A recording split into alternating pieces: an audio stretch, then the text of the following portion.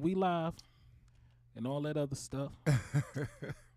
Hey, there we go. Hey, Look at that. We got budget for water for our guests. yeah, you know what I mean? You know what I mean? Like, Deer Parks.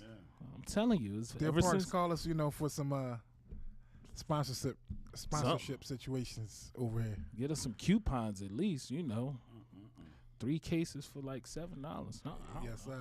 Help us out. Yeah, push Facebook, then push all. We wasn't talking to y'all. Don't do that on y'all phones and stuff because I don't know what'll happen. Don't do that. That's for our engineer extraordinaire. Cool.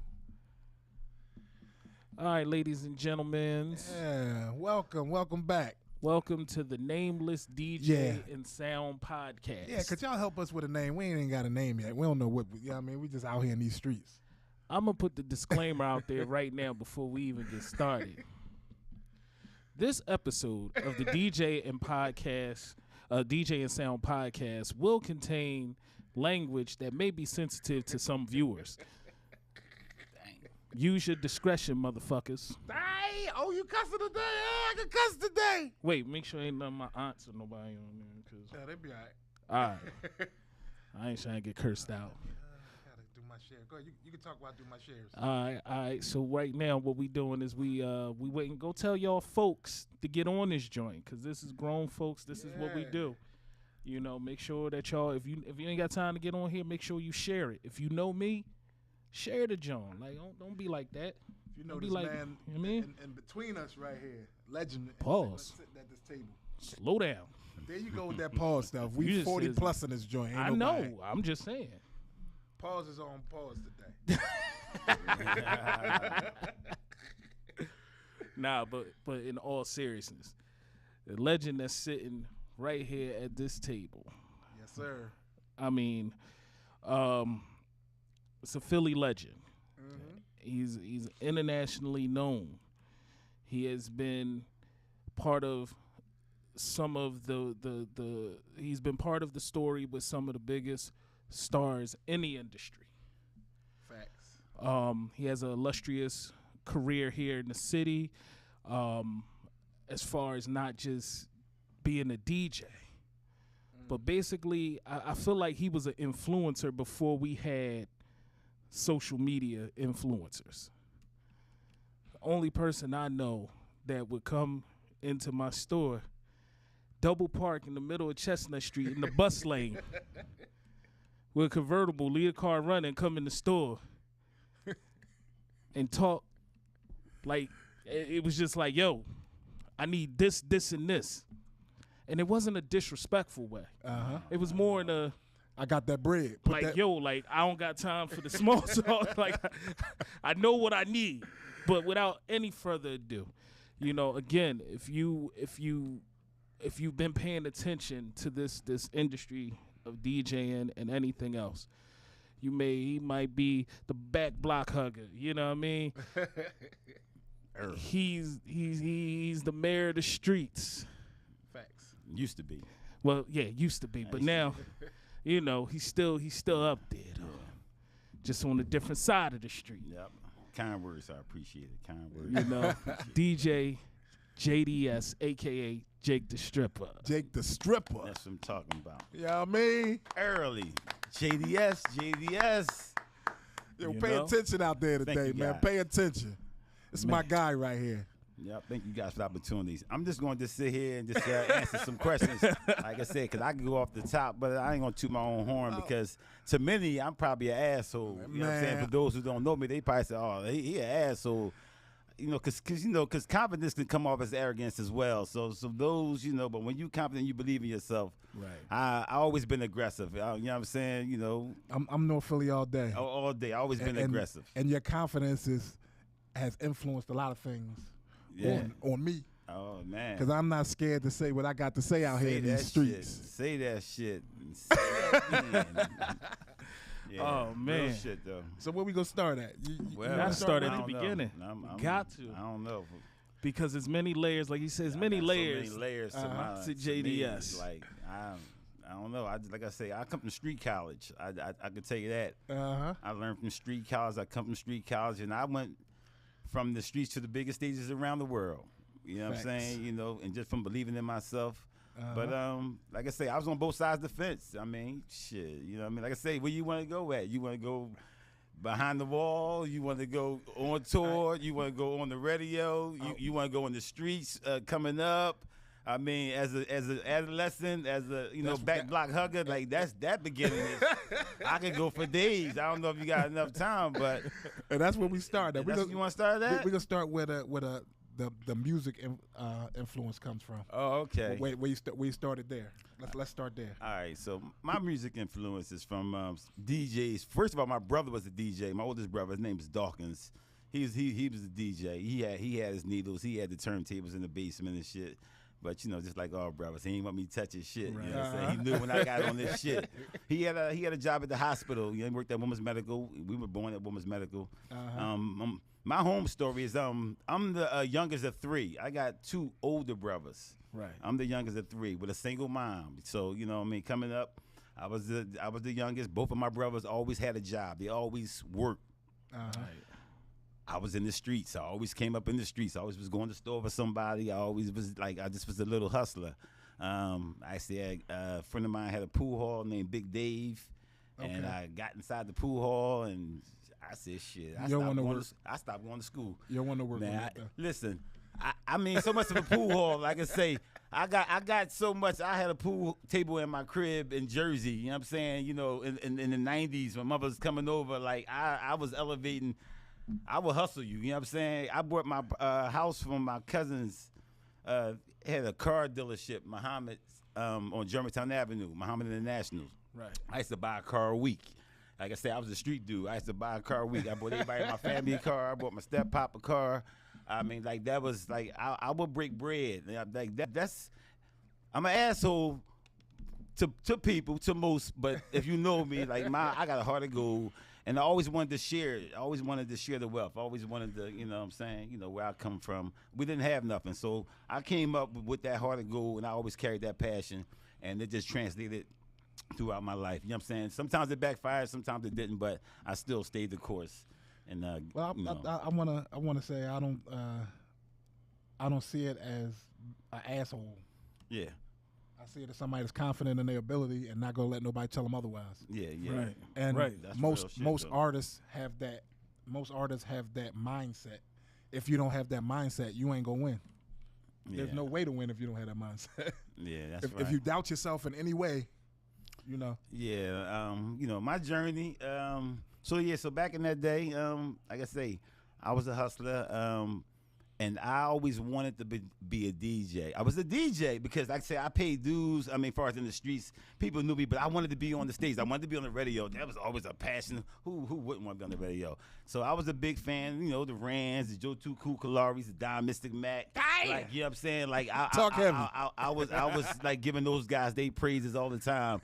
I mean, even to the point where though I was on the radio, I was the guy carrying got touchstone up there talking about Maserati Drake. Maserati Drake, because I was driving the Maserati when I came home from prison. You know what I'm saying? But I lost my thought. You just said Tess Tizzle, my man. Well, you got they comment on there and they comment down here as well. Okay, so you think if you just pay so my man Strong Coleon, you know what I'm saying, Napier Street. Strong, what's good, player? Good man. Yeah, so Huntington. Yeah, I definitely was yeah, used to be down there. Yeah. That's my man Tut, you know what I'm saying? That's my guy though. You know what I mean? Coop, all them, the legends. Yes, sir. Cousin Sput. But anyway, so yeah, just coming up in those days, I pretty much was just I was always believing in myself and I was trying to make it happen. So I was hustling and I was if y'all don't know about Crush Raps is a rap show that they used to come on Channel 17. And it's a guy by Mike Elliott, you know what I mean? Mike Elliott, he's also from North Philly. And he actually wrote Brown Sugar. He wrote like Mike. Like these are movies, you know what I'm saying? He worked for the Source magazine. But in my day, I had more cars than budget. I was driving I was driving convertible, you know what I'm saying? I was driving a Volvo. I had, you know what I'm saying, Sidekick. I had a rodeo. I had sounds. I mean, I would spend 10, 15 grand on music because I'm jigged out. You hear me from blocks. Like everybody know I was jigged out. So I was flamboyant and everything when it came to that. So I was coming around. But it was love. Everybody was doing it. But like I was doing my thing. And so anyway, in that course, Mike Elliott used to do a show, and he used to go up New York. And I used to accompany Mike, and we did a lot of shows from my car. And then we have the archives. We would do the cars, and we had the Run DMCs, the Shans. I mean, we had the biggest around the world, and I was right there with Mike Elliott just as a sidekick. But my confidence always been on the beam because I was a street dude. You know what I'm saying? North Philly all day. And go back and look up that Crush Raps. And like I say, I got those archives with those legendary rappers. And like 10 or 11 o'clock on Channel 17. Yeah, we used to come on, and this would be a replay. And I used to be Friday nights. Yeah, and it was a blessing. Early 90s. And actually, I was the first DJ to DJ the Source Awards, but it was on radio now. So yeah, it was on radio now. I went from there. I think I had problems. So I was the first DJ to do that. And I remember Kobe telling that story one time on the radio. like he know, you know what I'm saying? Like they don't give my props though. Like 'cause if they gave my props, I still would be spinning records on the radio.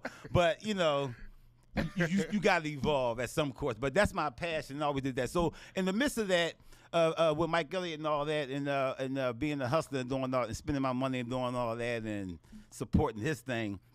We used to go to the parties, and the parties, that's where I met EST at.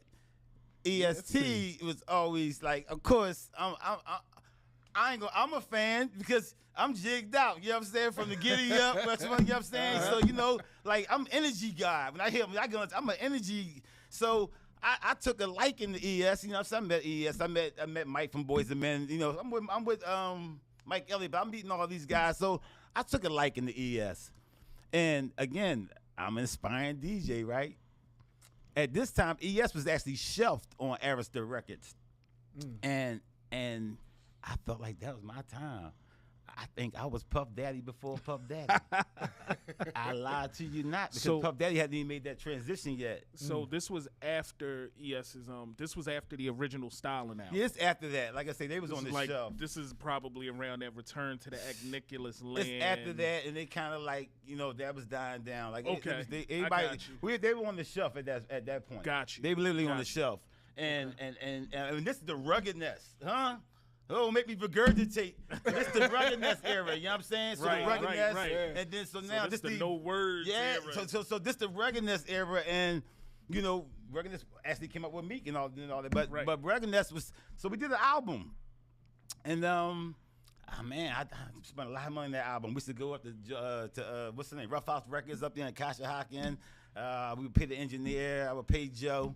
And this is something that me and my brother, you know what I'm saying, my brother Brian said, and this is something that he helping me fund this, you know what I'm saying?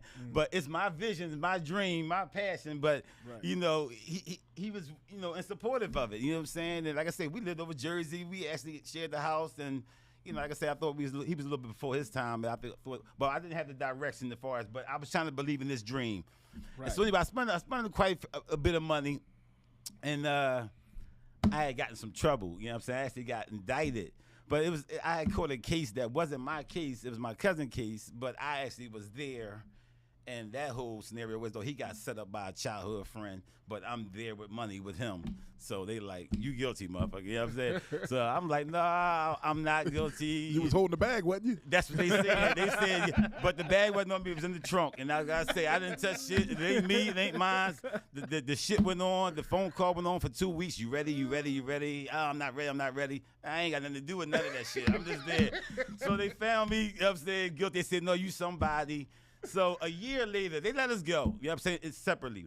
So I started evolving at that point. I started, I got a hot dog truck. You know what I'm saying? I started going to I bought a hot dog truck. Fuck all that. I started going to the state building. I started going to the basketball games, 34th and Huntington. I would go to 33rd Street. I would follow my brother Tulsa.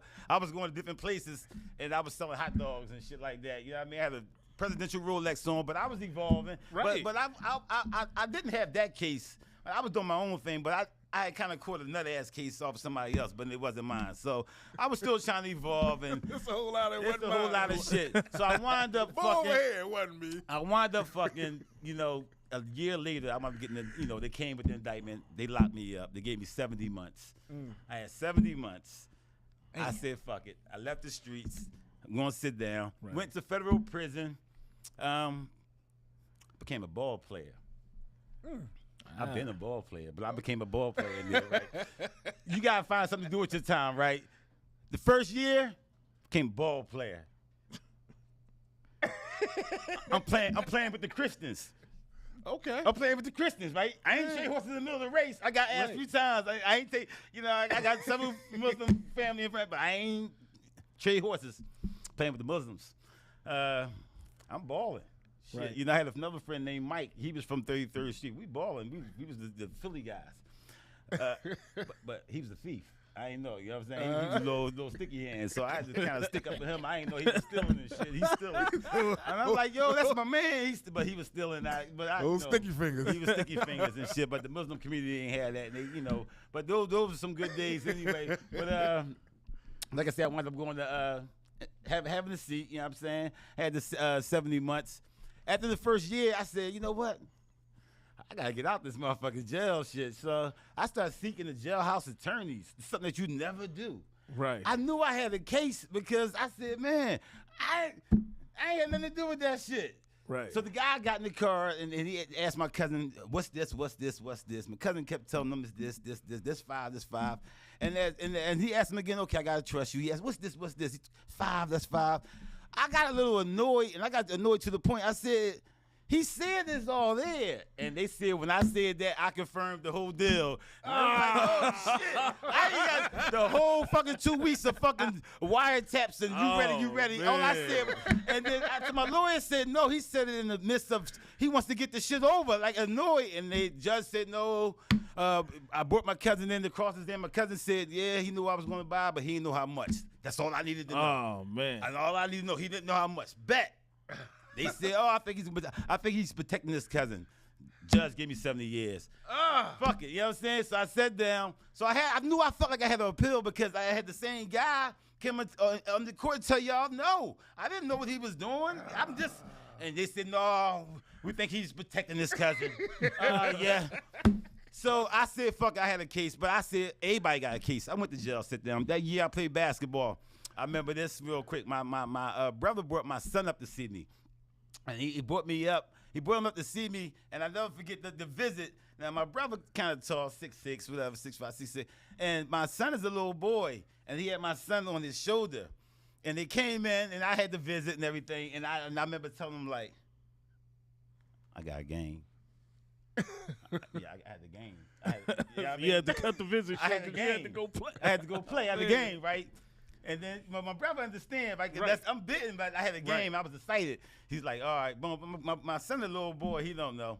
And they walk out the prison, and I see him walk through the gate, and I hold that thought in my head, like, damn, we won the championship. That's all I can tell you.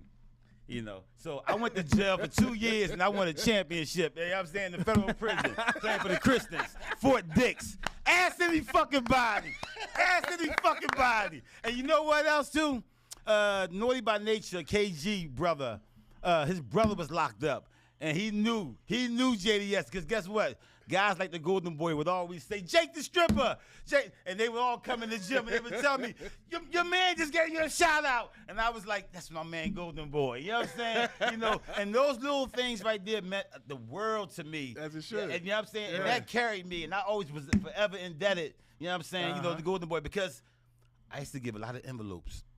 Because I was inspiring DJ. I had music. I had 3 times dope. I was trying to get the shit played. I played that game. So I played that game giving envelopes. I had the City Blue relationships. I used to send guys down City Blue to get shit. I had a tab. I had a running tab. You know what I'm saying? That's how I always been. So the City Blue connection comes back. I was with City Blue when they had one store. And just so y'all, because it's people checked in that's not from the tell city. Tell them I said what's up. So City Blue Cool was DJ basically Cool DJ Frank on there. Oh, shout out to Cool DJ Frank. Cool Yeah. DJ Frank. But City Blue was basically the hood that was our Saks. That Yeah, was our yeah, everything. yeah. City Blue, That's for all the multiple hustlers. locations. They like the joint downtown Philly. They had cut a Cadillac Eldorado in half, and they put half the car. No, this is a true story. Yeah, true story. They put half the car in one window and put the other half of the car in the other window. Yeah, that's where all the Pele jackets and all that, Like, you know, that era. If you didn't have City Blue bags in the Ava back Rex. of your car in your house somewhere, then Sergio you wasn't fly.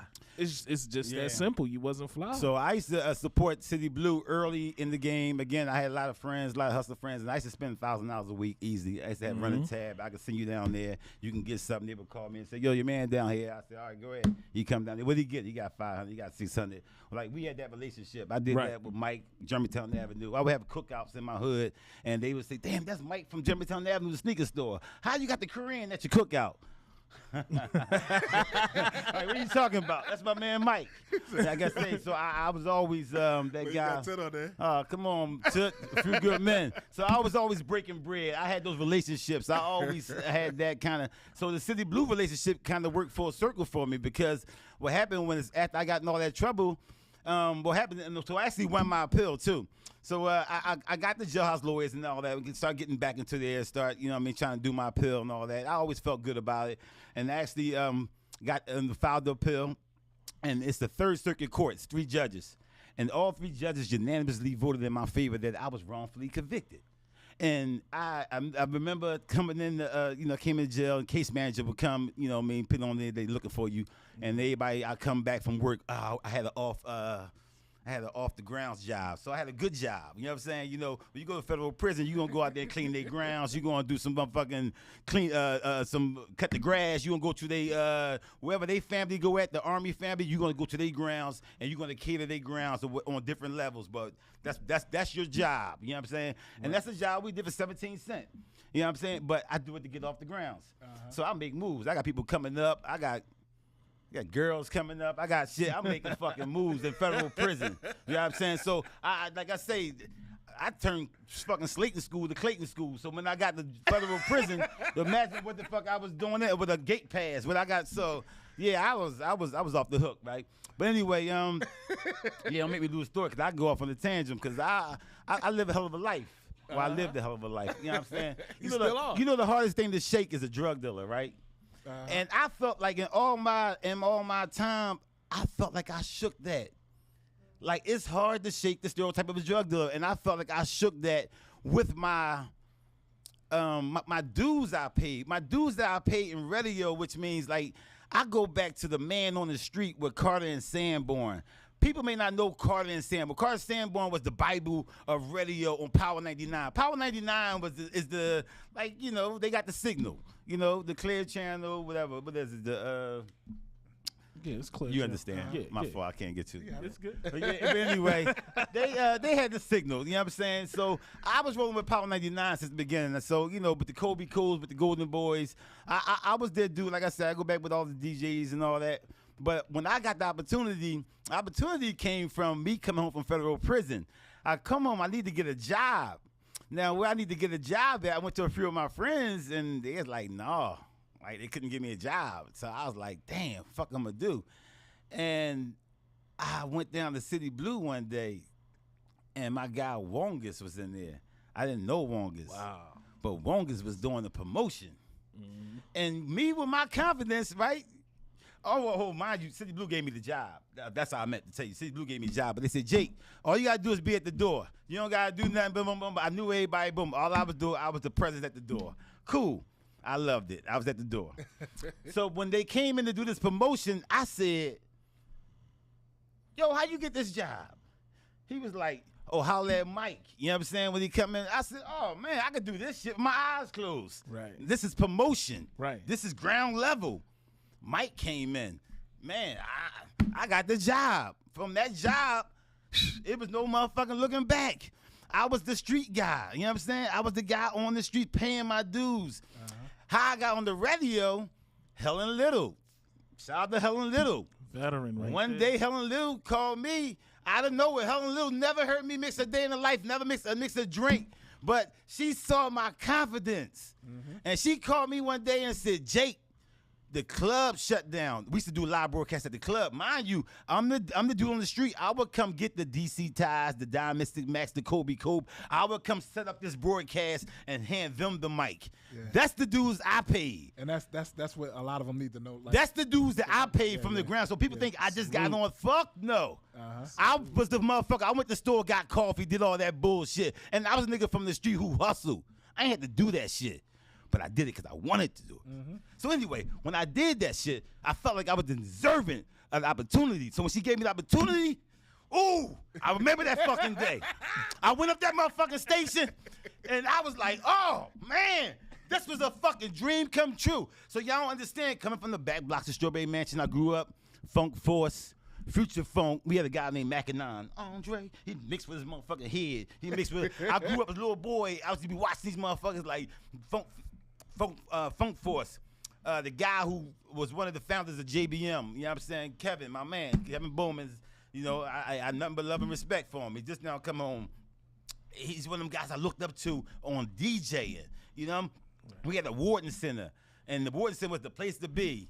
And they had that Wharton Center jumping, and I would get in that motherfucking Wharton Center. You know what I'm saying? I would find my way getting to it. Anyway, I learned from people that actually was in the game, and I was like, man, this was my opportunity. And when I made it to that big stage, it was no looking back. And I felt like I took that shit and I ran with it.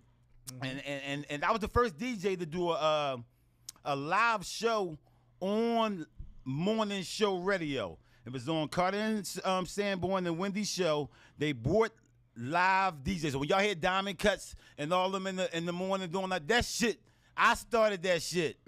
Yeah, fuck that, 'cause they probably don't even fucking know that shit. They brought in Funk Master Flex, and that's what they did because, you know, she was from, you know, Helen had that ties, and, you know, Flex was one of them guys. I guess he believed in himself, so shout out to Flex, you know what I'm saying? But I was the motherfucking Flex, you know what I'm saying? And no bullshit, and from that point, I took that baton and I ran with that shit. And that's why I still, to the day, they still bringing the motherfucking Flex, you know what I mean? Which I don't see, because if you fucking number one and you that motherfucker, you supposed to fucking be on that stage doing that shit. I was there. So I can say 30 years ago, whatever the fuck I did that shit, I had the confidence to get on that stage and perform for my people, for my city. And like I say, I was in City Blue listening to Ran and do all that shit on a Friday. I was outside that motherfucker like shit. DJ and one day, that shit was going to be Randy. And one day, that shit was going to be me. And Lord bless me, JDS. I never took it for granted, though. And, you know, so anyway, Kobe put me with a girl named Tasha McKeer. You know, I was doing my thing. And speaking of doing my thing, Kobe went from 99 to 100.3 beat, 1039. It was at 1039 to beat at that particular time. And that was considered a smaller station. It was always considered as a college station, if you were to compare the two. Anybody come to town, top of mind, you're going to go to the bigger station. So mind you, when Kobe left, I had an allegiance. My allegiance was I was on tour. I was doing my thing. I remember the day Kobe called me talking about how they treating you, this and that and that and that. I was good money, you know what I'm saying? But, you know, I actually got fired from Eve. That's a whole nother story, you know what I'm saying? Let's backtrack. Yeah. So let's for the people that might not be aware, let's let them know the radio background and where that starts and where it takes you to, from the radio background to the artists and all that. Yeah. And then we'll go into the... All right. So in the beginning of the radio, that was when I was paying my dues as a street guy, and like I say, Helen Little gave me the opportunity. But that eventually ran its course and everything, and I evolved from that. Like I say, I went away, and but when I came back, a lot of the people that I was actually in the streets with, shout out to Sadiq, shout out to Troy Carter, rest in peace, Real Roller, Champ. So guys like that was, you know, in the streets, they actually was managing rappers. So, you know, he rode with The Rock, you know what I'm saying? You know, he Rough Ride, How They Collide, because we Black Friday tied. So people ain't know how the fuck that they collaboration came together. So he was managing Beans, they was managing Eve. Again, I remember Roland just saying, we fucking with Strip. I was like, yeah. So I come straight home, and I think Eve went through a few DJs and shit like that, and I'm like a decade older than Evelyn. I call her EJ, Evelyn, Missy Pooh, but shout out to Eve, you know what I'm saying? And I was so I knew Eve from the streets. No, he was a little stripper, but she wasn't an aggressive stripper. You know what I'm saying? But I'm the stripper, but I wasn't. Was the not stripper. aggressive. So she was not aggressive. Not aggressive. So, but I used to see Eve. So when I used to see Eve, I used to be like, get your money. So me and Eve had a good relationship. Damn it, Jake. Now we're gonna have to. We have to interview some aggressive strippers. I need to figure out what's the difference. So we had a great relationship. So what happened was, I knew it. So what happened was, so when we actually got together, she said, "Damn, Jake, I didn't know you DJ." I said, "Yeah, hell yeah, I DJ." And I was just appreciative for the opportunity. You know what I'm saying? They gave me a great spot.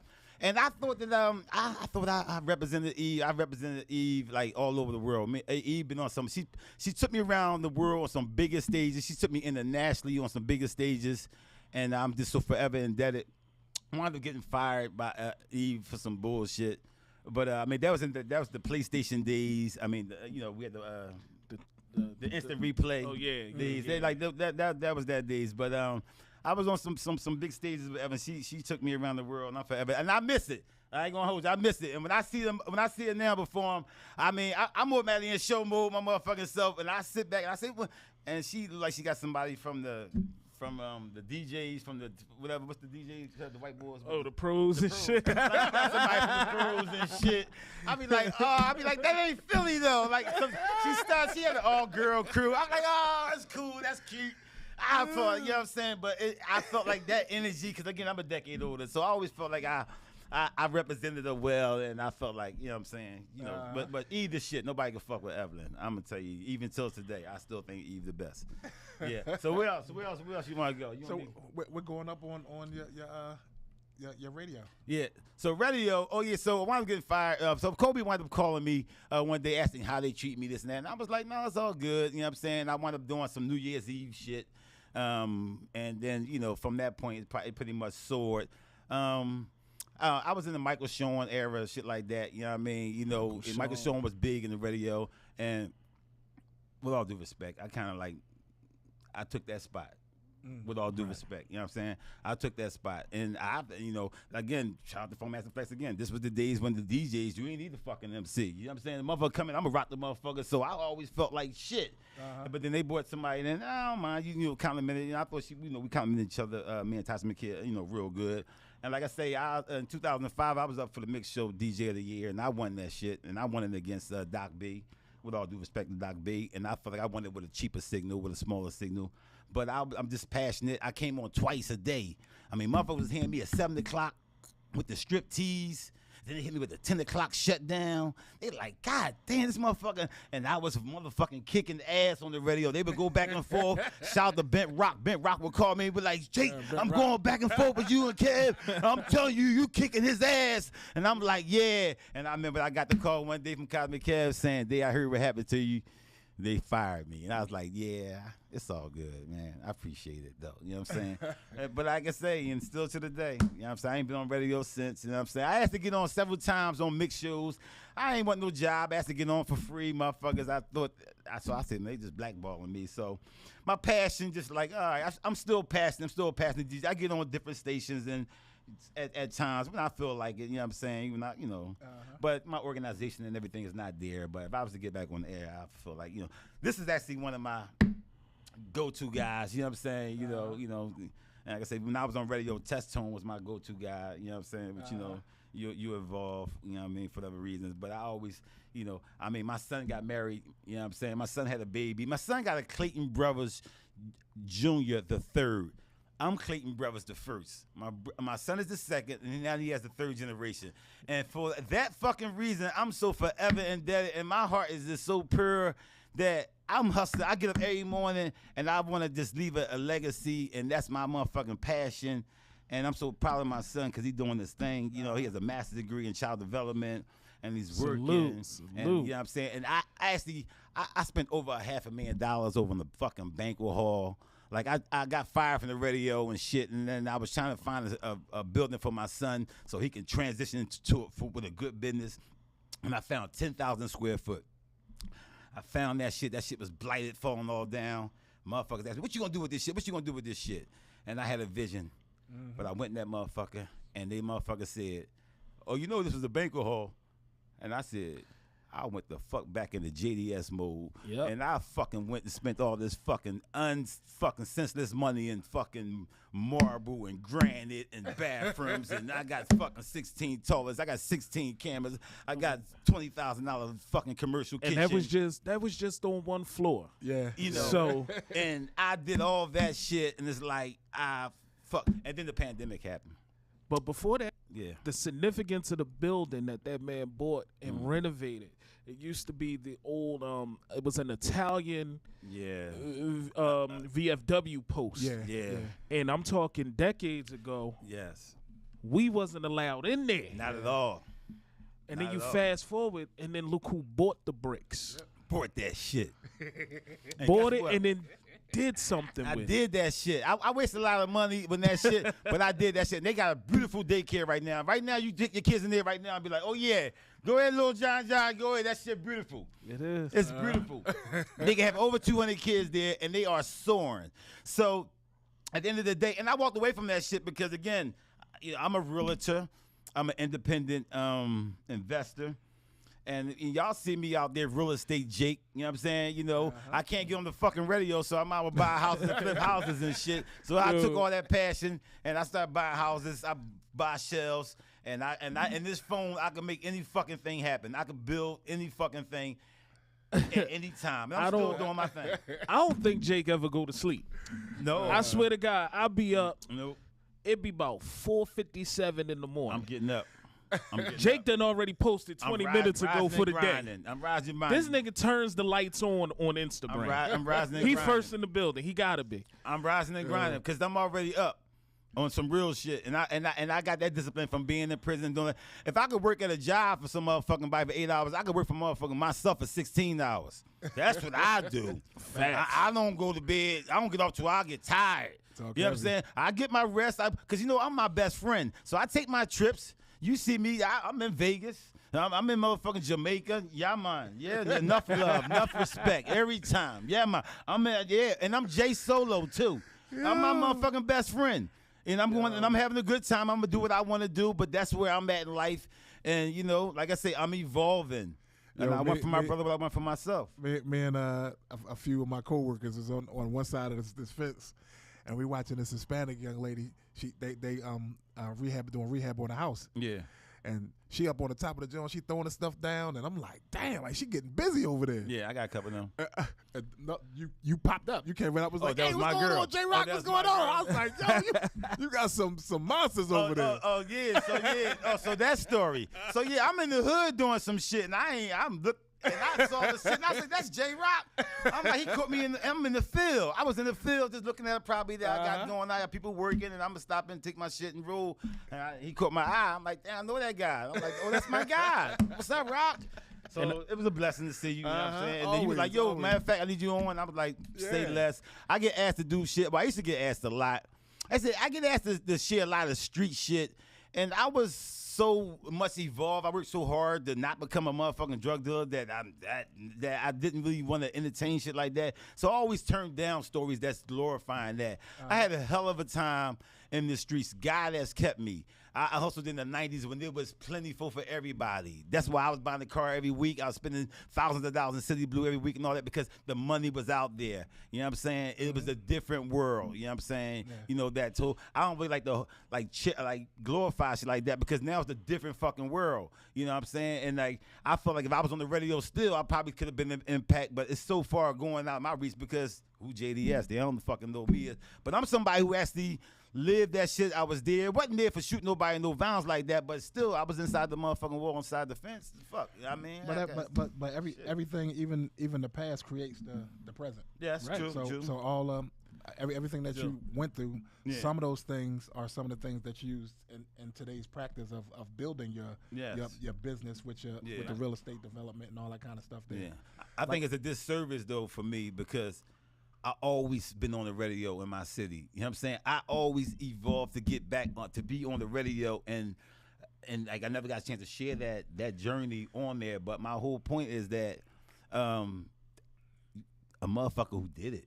You know what I'm saying? Yeah, but like motherfucker who did it. Who else could tell you better? Motherfucker who did it. But right now, I've run across a lot of people that can like yourself that can articulate and make a picture of the past, and with that, with how you speak it, you can this platforms like this. Yeah.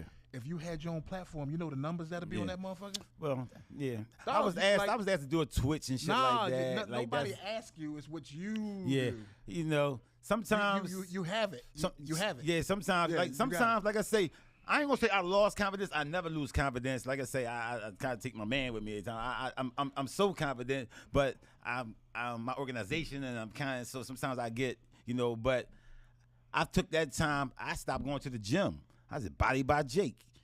I started fucking working at my properties, and this was equivalent to my gym. I'm carrying motherfucking shit. I'm moving shit. I'm moving the crowd. I'm breaking sweats. I'm coming in every motherfucking day. This was my gym, but I was paying myself to be at this motherfucking gym. And still to the day, I'm in and out the motherfucking truck every day. I burning like a motherfucker. Like, you know what I'm saying? And like he said, I'm up 5 o'clock in the morning. You know, I do take a nap, though. I'm going to tell you that. I am Puff Daddy, though. I take a nap. I say, well, what's your schedule? You know what I mean? We want to get you in there and get this interview. He's like, man, I work for myself. I come whenever the fuck I feel. That's the fuck I do. You know what I'm saying? I show up. You know what I mean? You tell me. You the one on the schedule. I ain't motherfucker on the schedule. I'm the motherfucking show. I control my own destiny. But God has kept me, though. And that's not no cocky shit. God has kept me to control my own destiny. And had I had that vision. I had a vision, you know, back then, but I didn't have the right motherfuckers by me. I wanted to buy a house. I wanted getting burnt for it and shit like that. I did some shit with my man, rest in peace, Reginald Kitchen. He wanted to pass away. But he actually managed Dennis Scott. And that's the connection that I had from Dennis Scott, that we had ES and Dennis, you know what I'm saying? So that was the connection. I remember Dennis Scott came and he said, I want you to meet the big fella. I told ES that. And I remember the motherfuckers going down 4th season and Shaq come to the door, open the door.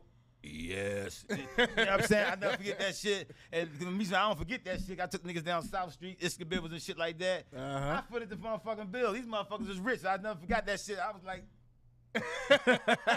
I got it. But these motherfuckers was rich, though. I know what I'm saying? They don't know the story, but I said, I ain't forget that. Iska Bibbles shit, Shaq. You know what I'm saying? But like I said, I was blessed to be in that position like that. And like I hold on to those moments like that, say, back in those days. But when I got on the radio, man, I supported everybody, man. I supported motherfuckers unconditionally. Where, again, the motherfuckers, I used to walk up with an envelope.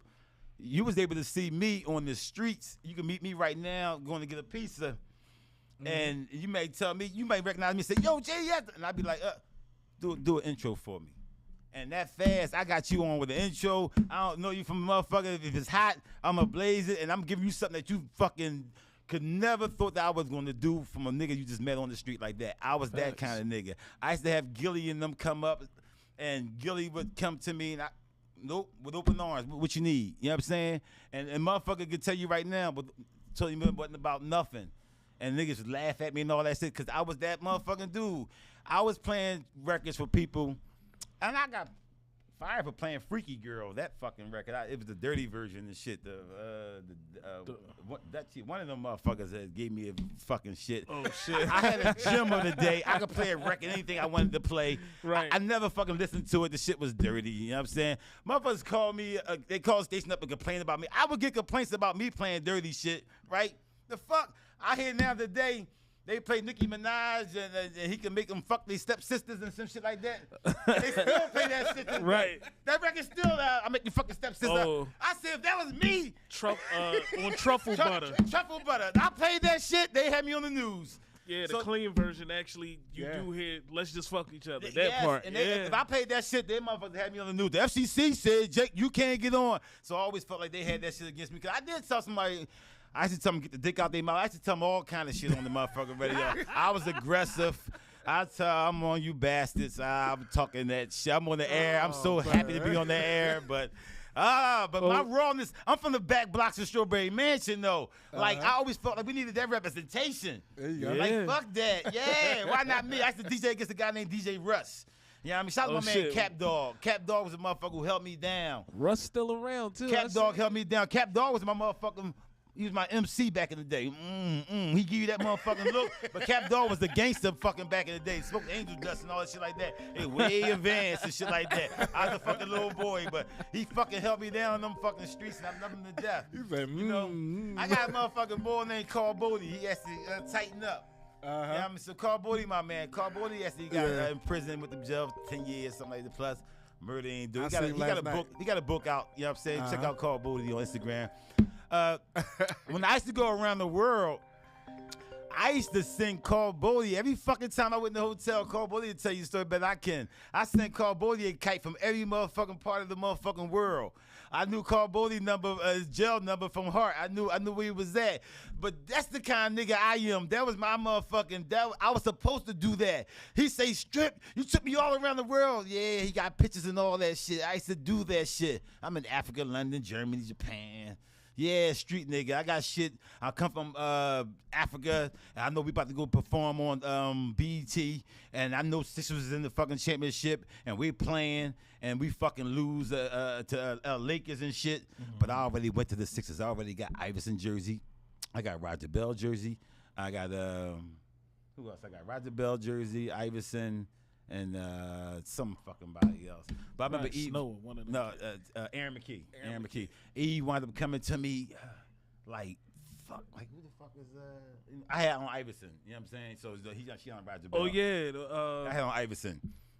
With this the BET Awards, Shaq was giving Eve an award. We was performing. I premeditated this shit like a motherfucker. We up there representing. Eve get the award. Eve come up like, yeah, nigga, I'm still gonna represent. Call me, hey, who Roger Bell? You know what I'm saying? I'm like, yeah. I remember getting the call. Eve got the call from the mayor, John Street. Way to represent your city. That shit came from JDS. I got that shit. But again, that's me doing my shit. That's always, you know. But shout out to Troy, don't put me in that position, man. They put me in her position. I was fresh off a top bunk, man. I was forever indebted, man. You know Real quick, shout out to our viewers right now. We got the bro DJ Charlie T. We got Kurt. We got Kurt. We got Avenue. DJ Mackey. We got Technique. DJ SL. So Mackie, right? So Mackie out right now. Mackie out right now with Siegel and them and all that, right? I was that guy. I'm just saying, with all due respect, I was that guy in that seat, and I was coming from Evelyn, right? Because one thing about Sieg and all, like, they used to have me in the back blocks and places and shit like that. They had me with that dark shit. Yeah. They had me with that motherfuckers. Motherfuckers be at the stage like this singing Sieg shit word for word. I used to be like, yeah, we definitely gonna have to fight to get out this motherfucker. Like, yeah, I speak the truth. See, Evelyn had me on that motherfucking shit. I'm red carpet. I'm coming to this motherfucker. So I was spoiled. But, you know, I had the best of both worlds, though. You know what I'm saying? I'm a nigga who did the tunnel. Yeah, like, so don't make me start regurgitating. Don't make me start bringing shit out. Because I don't know shit until I'm really asked certain questions, because I really hold on to a lot of shit. Right. I was in my mom's house one day. My mom was having a fucking, I'm home from prison. My mom used to have get-togethers. You know, everybody's mom had the cookout there. Yeah. My mom had the cookout. I saw this motherfucker in there. He had his legs crossed. And I went in there, and my mind said, I know that motherfucker from somewhere, and I couldn't land where I knew the motherfucker from. I went all over in my head. And I'll say all over, I went to Africa, I went to everywhere I go, I said, I'm going to see somebody I know. I'm going to see somebody I know because I've been in a lot of places. Right. I couldn't figure out where I knew this guy from. And one day I'm in one of my houses and I'm working. And when I'm working, I'm kind of Puff Daddy, right? And my Puff Daddy, my brain is like doing what it needs to do, because this is my visionary. It's how I build shit. And my guy happened to say, you ever find out where you know that guy from? And that shit came to me. Bam! That was Big Reg. That's Big Reg from Philly. I remember the way he had his legs, where he had the teacup, he had the coffee cup in his hand, and he played cards. And that's Big Reg from Philly. and I had to wait to get back to tell my mom. I said, Mom, hey, you know where I know that guy from, Mom? Where? Federal prison. Shut up. Shut up. She said, shut. I was like, Mom, I said, Mom, I went everywhere in my fucking head. I ain't go to fucking prison. I ain't think this nigga. And she was like, wow. I said, yeah. I don't know what he was in there for, but I he was there. That nigga was in my mom's house. He was there. She said he worked together with me in MCP. I used to be a little kid when she worked at MCP. Right. So when y'all see me with my 97-year-old grandmother, my 97-year-old aunt, that's my Aunt Mary. My Aunt Mary right now to the day sharp as a knife. My Aunt Mary's on my father's side. So I was a bastard child. Like I say, I'm the youngest of 3. My other 2 brothers had the same fathers. I had a different father. So I always been that bastard child. That's why I always been in the streets and shit like that. I always felt like, but my Aunt Mary never made me feel like that. And she was 18 years older than my mother. My mother would go to Women's Medical to work. Would take me to 24th and Indiana, drop me off, and I would cry like a motherfucking baby. But my Aunt Mary always made me feel like I belong. Right. And still to the day right now, I walk in that motherfucker right now, and she come out and nod and say, Mr. Brothers. That shit warms my fucking heart. And I'm like, yo, I'm forever like, yo. I'm taking her to a funeral next Friday, you know what I'm saying? Like, right. You know, I took her out to Acme the other day, and she telling him, my nephew's coming to take me out. Oh. So that's one thing I want to segue into, because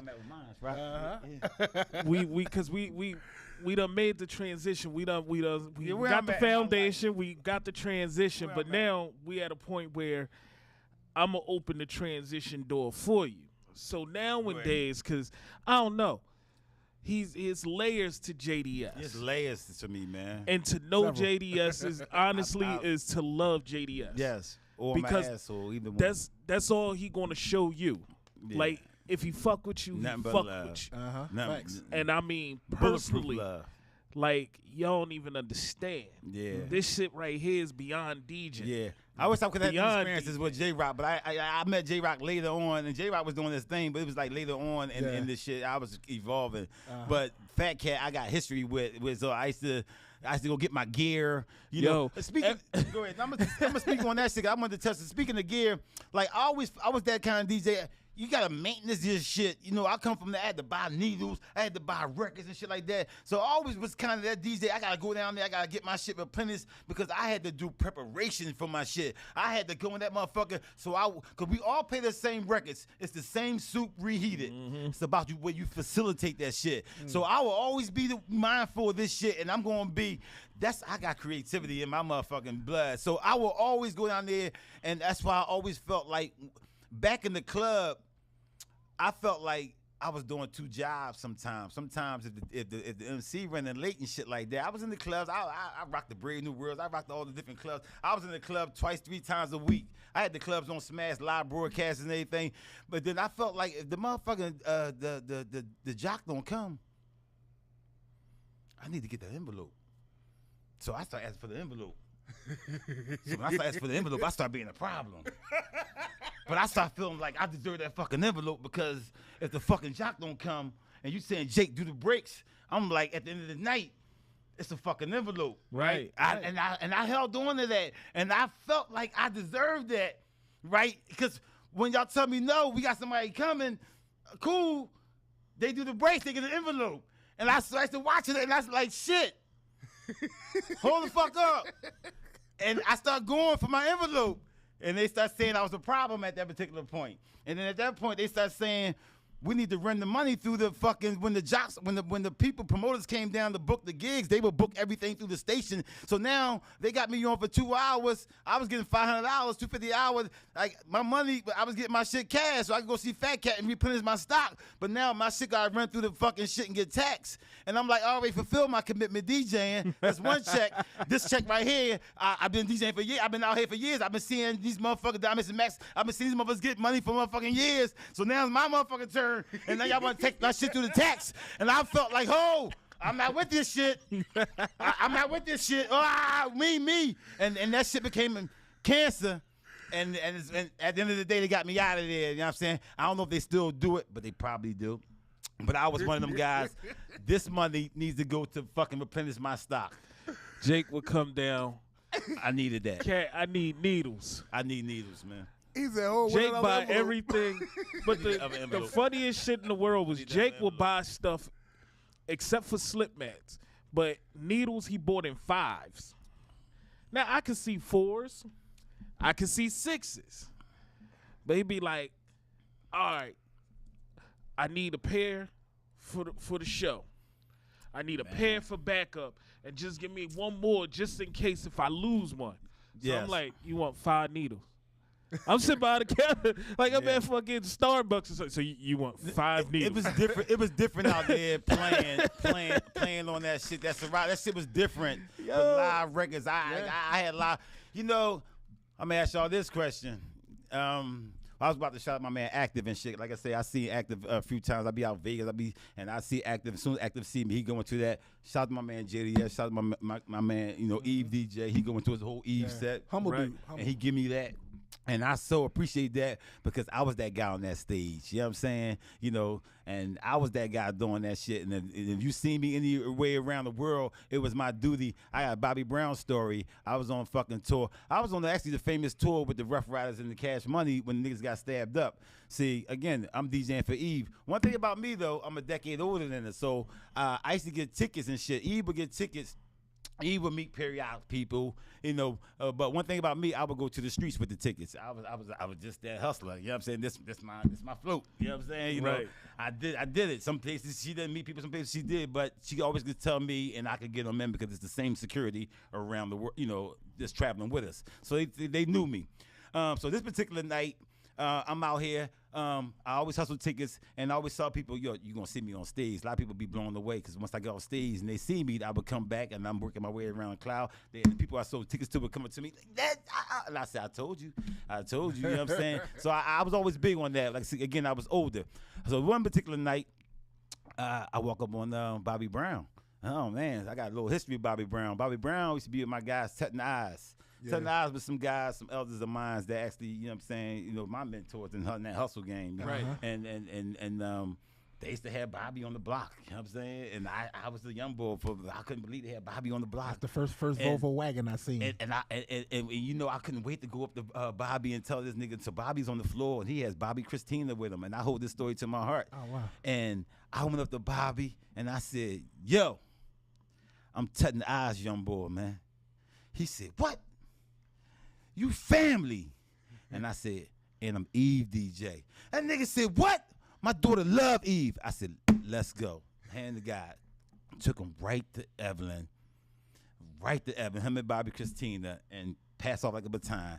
I hold those things to my heart. To be like, yeah. You know what I'm saying? Like, motherfuckers don't give me that, but they don't know that. But, yeah, I had Pinky one time. The bull Pinky, I can't think of his name right now. The bull played Pinky. Oh, yeah. Came up on me I'm out there hustling one time. He came up there. Yeah, I mean, I saw who he was. I'm like, what's up? You good? He be like, oh, I'm trying to find Juvenile on them. I said, I'm Eve DJ. Come on, I got you. Took him to Eve and them first. Hand to God. Took him to Eve and them first. He said, yo, if y'all ever need me for anything, you know what I'm saying? Boom. And I was just like, you know what I'm saying? Right. I made the move to get you right in there, but I hold on to them things. Of course, you know what I mean? Yeah. I cherish those moments because I did that shit.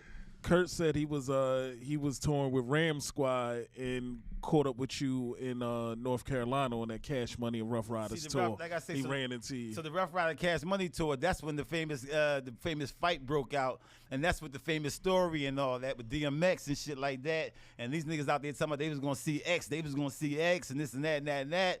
And that shit ain't sit well with them niggas. And the one thing about the Rough Rider niggas, see, that was the famous for $150. If you don't know what the $150 was, them niggas will slice you across your motherfucking face and you need 150 stitches. So this shit was vicious. So I was rolling with Rough Riders. I was representing Philly, but I was rolling with Rough Riders. Right. Long story short, big niggas called Made Men. They came with that motherfucker Husky. And they was talking that shit, how it was gonna be problems. And I say, they came in this way husky, and they was fucking running out, leaking the other motherfucking way. And I remember the cops, they had us all in there, they wouldn't let us out the shit. And they gave us, police escort out there, but the Rough Riders cut them motherfuckers up.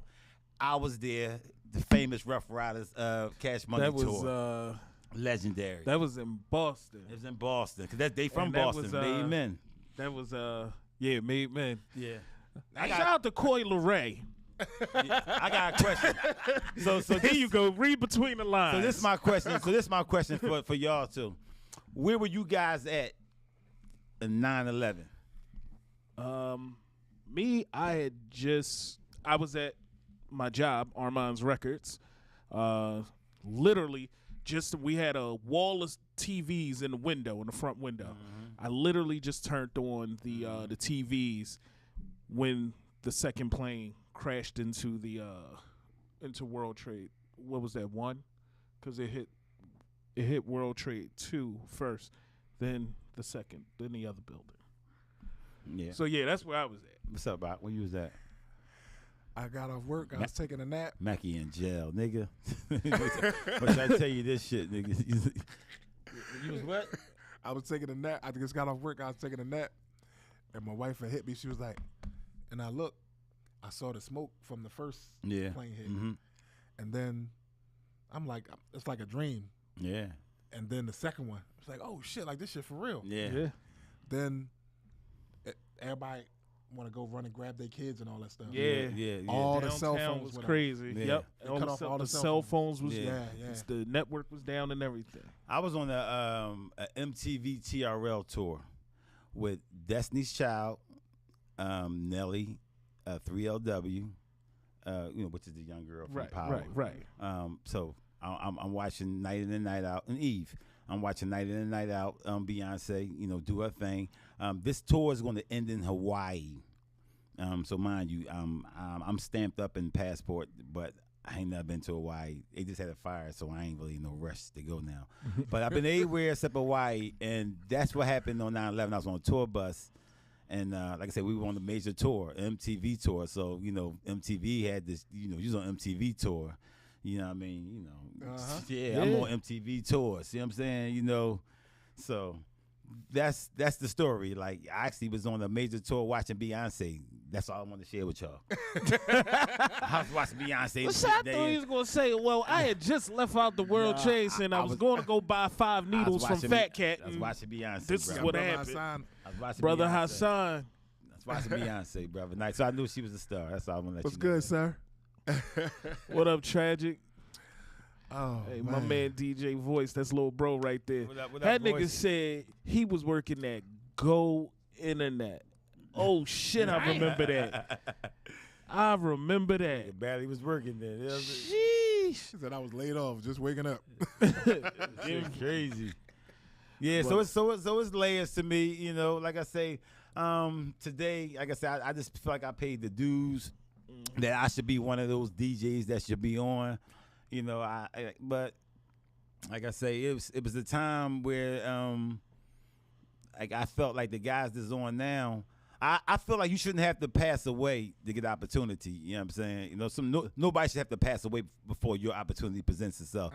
I felt like we got that city that, if I was still on the air, I mean, I would have that guest DJ, you know what I'm saying, once a week. I would have that platform for people to come in and get on, because I'm all about sharing the love and sharing the wealth, and it's like, we should have that kind of city. I go to New York, I hear fucking 1,000 people on, you know what I'm saying? And I felt like in our city, we don't have that, we force with the same people. But I wasn't, when I was on the air, when I had the platform, I was willing to share it and give people the opportunity to, to display their talent, because that's how it's supposed to be, man. We're supposed to be having the city of the best DJs and a lot of DJs. Yeah. How? I mean, the fuck? Like, you in the bar, you doing your thing, don't you dream to come hear your shit, to be on the air? Like, yeah. Facts. Make me a motherfucking tape. Like, I'm saying, I'm going to give you 20 minutes. I'm going to give you, like, come on. But, like, not having that city is like that crabs in the barrel mentality. That's how I lost my job, with the crab and barrel mentality. But that Eve, like, we used to have a security guard, man. You know what I'm saying? They actually stole me. Like, but that should be like through jealousy, through enviness, and we wound up both getting fired. You know what I'm saying? And he's a convicted felon. I'm a convicted felon. You know what I'm saying? But they say, I guess you could go DJ again. You know what I'm saying? But it's like, nigga, you fucked up my motherfucking passion. This is what you know what I'm saying? And he wound up getting on drugs and all that shit like that. And it's like, I wound up getting on the radio. So, God bless me. I want to become the household name to the motherfucker. You know what I'm saying? I mean, see me many times. Oh, man, I'm going to... It's all good. You evolve, you elevate. You know what I'm saying? You don't want to kill nobody. It's not that serious. You live to fight another day. But that's through maturity and all shit like that. Back in the day, I don't know how you, but nowadays you say, oh, it's not that serious. You know what I'm saying? So, JDS, again, like I said, it's a story of evolution, because he's constantly evolving. But don't think for a second that he's not still DJ Jake the Stripper. Don't think that. No, I get my bag. I might you out. You be seeing me getting my Listen, bag. You know what I'm saying? I'm going to tell you, this how Jake books parties. Not going to lie to you. I would not lie to you. Somebody be like, yo, I'm gonna imagine how their end of the conversation is going to go. Yo, what's up, OG? Like, you still out here? Like, yeah, of course I am. Okay, I'm having this joint. How much you gonna charge me?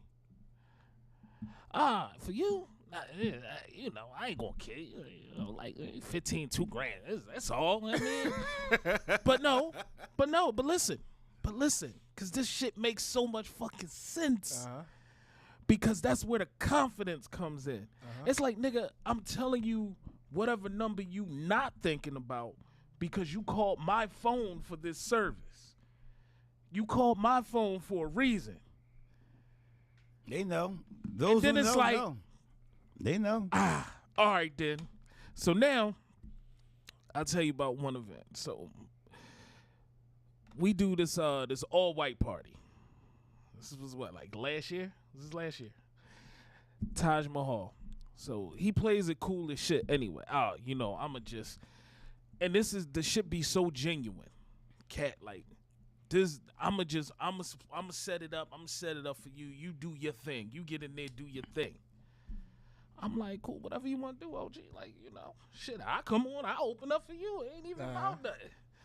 They like, nah, I'm going to just warm it up for you. And you take it. He get on the joint.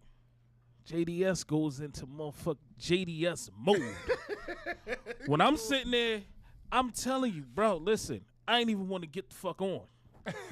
not on the intimidation shit, but just being in awe of the energy. Yeah, I'm an energy guy. I was gonna tell you. You know what I mean? I play for energy, and I don't want to. You never want to go and break somebody's stride when they rocking and they rolling and shit. Like, nah, let him cook. Yeah. Let him cook. Let him do it. I'm sitting on the side. I'm just stuck. He running through joints. Yeah. Talking this shit. Party rolling. Yeah. Then he's just like, all right, go ahead. Through the keys. What do you mean? Just go ahead. I'm about to go out there and start dancing, nigga. Like, one thing about Fat Cat, he's professional. Fat Cat know what to do. He can take the baton. He'd mix out that shit, and he'd be like, I just don't tell you that. You I gotta say, all right, I got you, OG. In my mind, I'm like, shit, But, I'm about to go get a drink. I be on go time. I'm jigged out though. Like I say, as far as, and that's another thing too. Like, I mean, I wouldn't want to play the current music because again, I would be, I like energy. I like classic material, and playing classics is like, come on, man. Music you grew up on, right? And like, come on, I'm of a certain age. I'll be 55 this year in September, and God's will, I'll be the speed limit. You know what I'm saying? You know what I'm talking about? Yes, sir. So, like I said, I'm supposed to be on playing the classics on you bastards. You know what I'm saying? But, God got me in a good space, man. I mean, I still got my mom, and shit, I'm happy, man. You know what I'm saying? And then you do a lot for the community. Yeah. And that's honestly, the redemption story of this entire interview, because again, it goes back to evolution. Yeah. It's a lot of selfless things that you do. Oh yeah. If you follow JDS, then it's nothing for him to go live, and it's not even to catch attention. It's to show this is what being real is. This is when you want to help somebody. Jake, right? You know what I'm saying? Like I've seen JDS give away TVs. Hell, I've been a recipient of TVs. Cat, where you at? I'm just come bring them to you. Yeah, I do a Philly rescue, which means like a friend of mine turned me on to it. So I go to the Comcast Center once a week, and I get repurposed food. Comcast Center is a big place, and they have big meetings, and they have salmon, and I take the repurposed food that they do, and I take it to a place that they actually serve it to the people, and I do it. And it's a spot in North Philly. So they try to have me go different places, though. But once I saw the Strawberry Mansion spot, I said, I just do this spot. Strawberry Mansion. You know what I mean? I'm biased. So that's the shit I do, you know what I mean? Like just from the heart. You know what I'm saying? And those are little things that mean a lot. You know what I'm saying? I used to be bringing down my neighborhood at one time, Strawberry Mansion. But now I'm a part of that goddamn revitalization. Yeah. Like I'm building houses. I'm building rooftop decks. I'm like, fuck that shit. You know what I'm saying? I'm out there cleaning up. Like, I'm passionate about that shit. I look at the block differently now. I'm older now. I'm trying to lead by example now. You know what I'm saying? So that's the evolution. That's the evolving. That's wanting for your brother what you want for yourself. Like I say, seeing my son in a good position to pass the baton to. And I'm young. Like I say, I ain't old, but I want to do that shit now. Yeah. Fuck it, I want to do it while I can. You know what I mean? Like, yeah. So that's the shit that gets me excited. Gets me up at 5 o'clock to be like, yeah, fuck that. I can't wait to get up. You know what I'm saying? Just having a grind. Like right now in the DJ game, this is just my perspective of things. It's a lot of people that want to, a lot of DJs that work for other DJs, and that's an avenue. Mm-hmm. But a lot of DJs that I see today don't want to be that guy. Yeah, they rather be a role player, mm-hmm. and okay, I get my money, and not the name, not the brand. Where your whole persona. Yeah. You can't work for nobody. I'm the fucking brand. I'm the brand. Yeah, but real quick, losing radio, they try to break your confidence in that though. Uh-huh. Like I say, because I could have fucking took my talents to some fucking where else. Like you say, other people go to these smaller markets and shit like that. Yeah, I'm way too fucking advanced. Like people that come to Philly, like in the mix, yeah. Like, come on, I'm born and raised from Philly. Like, fuck out of here. Like, I'm not gonna keep meeting program directors and shit like that and say, hey, I'm JDS. Hey, I DJ for Beans. I DJ for Free. I DJ for Younger. I DJ for Eve. I DJ for fuck out of here. They should be saying, hey, JDS, nice to meet you. Heard a lot about you, JDS. I should be fucking on, not meeting these people. And then they don't fucking got a job. Then they go where they go at. It's like, no, but that's that shit that I'm faced to do it, but I mean I gave up now. Like I don't, but that's the shit. Like come on, I'm not supposed to have to do that shit. So they make you kind of like you just you know what I mean? They weed you out and shit like that. You know what I'm saying? So your passion and shit, you gotta pick up another passion. You know what I'm saying? What you gonna do? You know what I'm saying? That was how it used to be. Yeah, it used to be on the air. But it used to be from the muscle. Now it's more political. Yeah, it's more political now. Yeah, it's like. Your talent, yeah. You can't say nothing about a man's talent. His talent is his talent. Yeah, but now, you know, it's some. Yeah, there are some there that have that talent. Yeah, but then there's some that just have their politics in order. Yeah, right. Yeah. So it's a sort of a double-edged sword because you can fall on either end of that. You can fall on either end. Right. I'm from street college. That's all I can tell you. I learned from street college. Everything I learned from street college. So if I'm not an inspiration, you know what I'm saying? Like, and that ain't even no cocky shit because you can't call yourself a legend. Somebody else got to call you a legend. You know what I'm saying? It got to be somebody else's words. Uh-huh. But, I mean, I ain't boo-boo the fucking fool either, though. Like, I felt like I know the dudes that I paid, and I felt like I don't get the acknowledgement for those dudes because if I did, I would still be on in some capacity because that's the greatest way to reward somebody is to fucking, like, I feel like our city is at a disservice. We don't get what we get cheated. Because I know what I got to bring to the table. You know what I'm saying? Like, just like I think you was at the Roots and you helped the young sister get on the air because you got professionalism. Like, you seen where the, you know what I mean, the problem was at. Yeah, but I know what I bring to the table. And when you talking about classic music, come on, man. Mm-hmm. I was there before Lady B got back on, if I could say that too. I remember being in the meetings and nobody's paying attention because Tasha McKee and JDS got the ratings. I hold on to that. I remember those days. You know what I'm saying? Yeah, I was that fucking dude. But I knew what I had in the building. Like I said, I always, respected, Lady B and all that. But like I said, I always gave her the props. But the people didn't know. Uh-huh. You know what I'm saying? But it worked out for her. Like I say, now she's, she's doing her thing and she's back on and all that. Like I say, I guess well deserved. Uh-huh. But again, people were still doing their thing before you got back in. You got to know that though, right? Yeah, right. So where they at now? Are they from Philly? Because I was battling the motherfucking Hot Boys. You want to talk about the Hot Boys? I was kicking the Hot Boys' ass. I had Uncle O talking shit, this and all that. Mike Phipps and all that. I used to, like, Mike, he ran promotions. Like, forever ain't nothing bad that they could say about Jake because they fucking know. But they was running with whatever they was running with the narrative, though. But the ratings didn't fucking lie. And with that college station, I kicked they fucking ass. I will hold on to that. Because I supposed to. Yes, sir. I supposed to. I mean, you supposed to toot your horn when you can. Like, motherfuckers knew when I was on the air, I was on the box. I remember Kobe sent me a Jay-Z shit in this Jay-Z saying, why they call him Jake the Stripper? And he's like, I had to ask him, but he's out there working for you, Jay. He's out there working for you. He's like, no, I'm just curious on how they come Jake the Stripper. You know how Jay is. You know what I'm saying? I'm just curious on how they come Jake the Stripper. I mean, I'm just curious. But why? He might thought I was the real stripper. He might thought I was the real stripper. He didn't know it was the street nigga. Like, you know what I'm saying? Probably Jake the Stripper probably was a bad name anyway. That's why I evolved and shit and just like abbreviate the shit JDS. So wait, that was just something that you just came up with. I should do a dance. That's where that shit come from. It used to be like the stripper. I used to, It's kind of like the Flavor Flav dance. He take his shit off, imaginary shit, but it was a dance. It's like no stripper.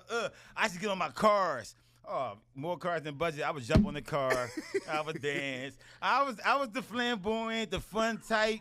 Like I say, you know what I mean? You can't say nothing fucking bad about me. I would do the fucking cookouts. I would pay for everything. I would make sure everybody's all right. Like, I mean, honestly, the guy, like, and nobody came to see me in prison except my brother and my son that one time. Wow. And I can say that, and I can say I was always the fucking life of the party. But no, none of them motherfuckers came. You know what I'm saying? You know, and I wound up getting spent for the fucking the mass. As I said, I got spent for the masses. I had a friend named Jock and shit. His name was Brian. I can't think of his last name, but I grew up with Jock. He lived at 29th and Diamond Street. He had a sister Jackie and shit like that. Jock, he always, you know, when DJ came out, he had the turntables. He always futuristic and shit. You know what I'm saying? Right. He had the shit, and he would travel. You know what I'm saying? You know, he had I think a Chinese girl or some different race. Long story short, he spent the shit out me though. You know what I'm saying? I had the masters in my mom house. I think I got out of jail. I think he called me and told me he was gonna, you know, release the shit, do the shit. He released the shit without me. Sent the shit overseas and shit. And I never knew he did the shit. But I think it got out there that the 3 times dope shit. And I was like, wow. And when I was on tour, I said, I'm going to find this motherfucker. Because one thing about when I go around in the country, I said, God is going to send me him. God, I'm going to see him. And God, I didn't see the motherfucker. So, you know what I'm saying? Like, the boy Jock spent me for the whole masters. And niggas probably thought that I actually did something. Divine intervention. I spent maybe $200,000-$300,000 on that shit. You know what I'm saying? I mean, I had a quality album called Real Skills. You know what I'm saying? I had, you know, produced by Ruggedness and Chuck Nice. I had fucking remixes with Large Professor. Right. You know, I was the nigga that I would take EST to see Teddy Riley like it was nothing. I would drive back and forth to Rutherford, Virginia. Teddy Riley, I got stories of Teddy Riley gambling and shit like that. He told me he gonna send me home broke. I'm a street nigga. I'm gonna come right back with a bag, motherfucker. Like, you ain't saying shit. He from Harlem, though. You know what I'm saying? But he ain't Virginia. But I'm like, nigga, you ain't saying shit. That's the competitiveness. You know what I'm saying? But I would take ES up there, and he would be writing with Teddy and shit. You know what I mean? And, like, I got those dudes. Like, I would be funding all this shit. Like, you know what I'm saying? You know, but I believed in myself, but I wanted to actually get on. Right. And like I said, it didn't work out then, but when I actually won my appeal and came home and actually got put on, like, that was God's work. Like, that was God doing his work. So everything I dreamed for, I got that shit. I got that shit. The biggest stages in the world. I actually done Soul Train. How many people could say this shit? Don't make me start regurgitating. I've done Soul Train. I remember fucking Don Cornelius right there with the Kentucky Fried Chicken passing off. He was old, like, you know what I'm saying? Yeah. So I got these memories. Don't make me start bringing them out. You know, I'm on VH1, MTV with Evelyn. Right. You know, like real shit. Don Cornelius had the chicken. He had the chicken. They gave him chicken on the side. The Kentucky Fried Chicken shit was cold as a motherfucker. I never forget that shit. But those are the kind of archives that I'm in. The Jenny Jones, the Soul Train. Yeah. I've done Regis and Kelly twice. Man, say word. I'm in fucking Puerto Rico, Regis and Kelly, Regis, they all nervous and shit like that. Eve can't be found. They find the DJ. They think she say bitch in the song. Oh, I give them my smooth. Oh, she don't say bitch. I smooth them out. Oh, thank you for being available. I handle that. You know what I'm saying? I handle that. But I'm saying those are the priceless moments that I've been a part of, just to name a few. Because I could go on and on, because the layers of me and the evolution has been like unfucking believable. I got shit I didn't even touch on. It's just a matter about, you know, I could go on and on once I go. And that's probably one of the reasons why I never did an interview, because it's really no, like, unless you're gonna script it and get the questions and I'm answer yes, nay, nay. But as far as to go and really give you some genuine shit, like fluently from the heart, priceless. Yeah. Priceless. You know what I'm saying? You know, from a nigga that did that shit from nothing, from scratch, just belief, hard work, and prayer. You know what I'm saying? At first, I said, I'm going to pay my motherfucking way. And that's when that motherfucking shit ran out. That's when the talent come take over. And I was believing in my shit on the biggest stages. I felt like I could do that shit. And I could go on that fucking radio station and run the show and do that shit and walk out, get my convertible and drop the top and ride through the hood. That's the difference between me and a lot of them people. I was touchable. You see me in the hood. You know what I'm saying? That's why he said Maserati Jake. I came on riding Maserati drop top. You know what I'm saying? I go right to the hood. I got a drop top convertible. I go to the hood. You know what I'm saying? Like motherfuckers can see me, but I'm approachable. You know what I'm saying? I'll do that shit for you. Like it ain't nothing to me. Like, oh yeah, you rhyme? Oh, all right. And not to cut you off there, but like even in the DJ Cafe, the International DJ Cafe, it's a lot of named DJs that I'll ask to come out. And it's not when I ask DJs to come out, it's not for you. I don't care if I don't even want you to spend half the time. Right. I want you to come and touch the newcomers. Yeah. And the people. Not even all the newcomers. Some of the old. Some of the ones that've been in the game as well. True. But just come in and make an impression and let people know that you real. Right. Yeah, like exactly. A lot of guys will think they'd be like you're trying to make something off of their name and all that. I'm like, no, I won't even tell nobody you coming. Yeah, I don't. I just want you to be a something to the young bucks over here. Yeah. You know what it's like to have your idol, you DJing and you might do something wrong, and he pop your hand. No, this how you do it. Mm-hmm. And that's your idol. You like, damn, like priceless. People I rather that's more important than you spinning, because then now the older DJs and the veteran DJs start critiquing what you're doing. Yeah. Message. I'd rather you it's come here and stay face and the same legend that came in the door, you leave that same legend. That's right. Right. Because one little mistake in the DJ world. You only as good as your last performance. Right. You know, we know So, that. You know that. I always would be like, no, like come and touch these kids. Well, that don't sound right. Right. But come and talk and be you know. Yeah. Be that idol that you are. Right. And that's how you extend your legacy. Yeah. That's how you solidify a legacy. Uh-huh.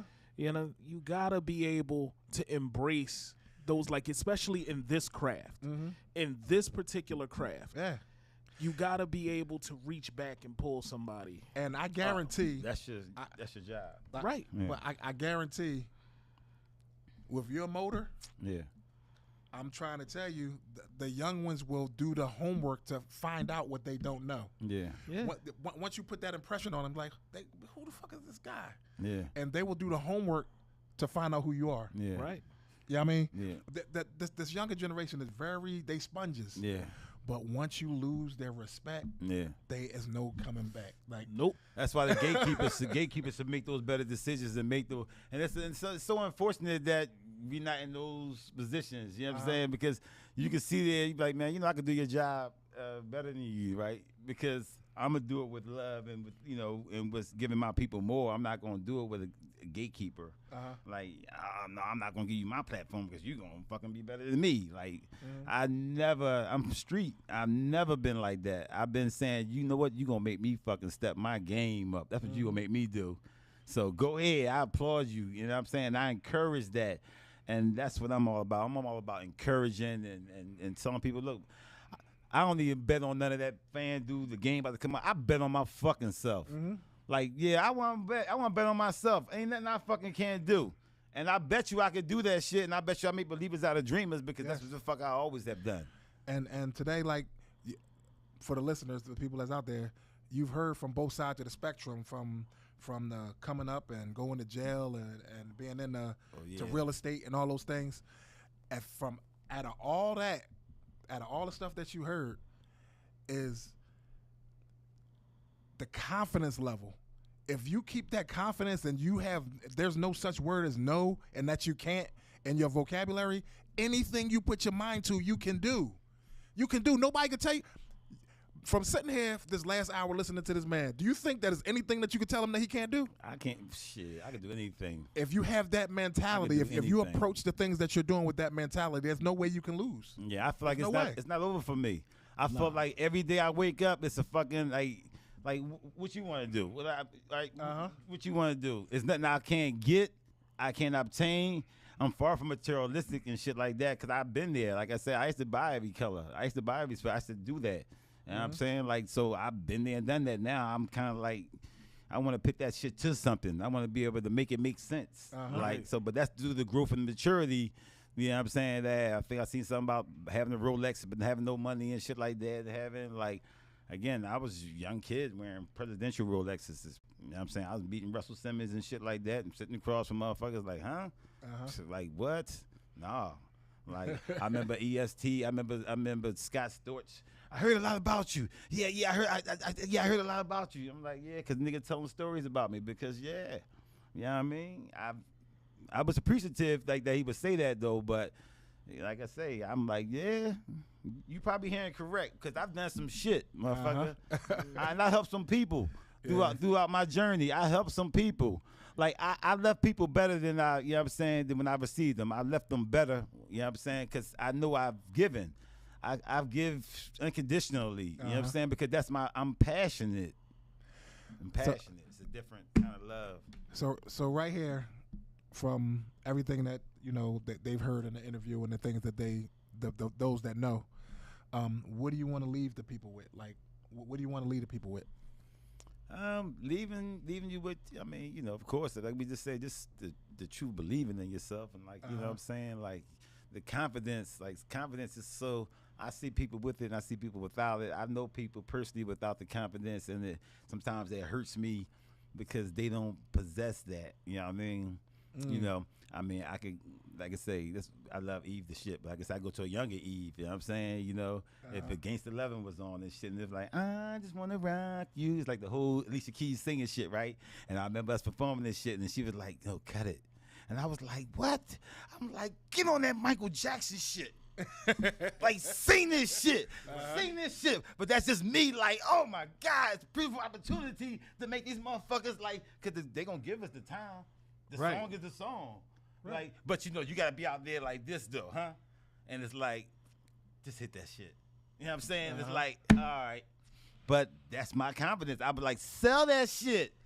Like, talk to me. Michael Jackson shit say, I can't hear y'all. Like, but that's that shit that's instilled in me though. I always like push that, always encourage that.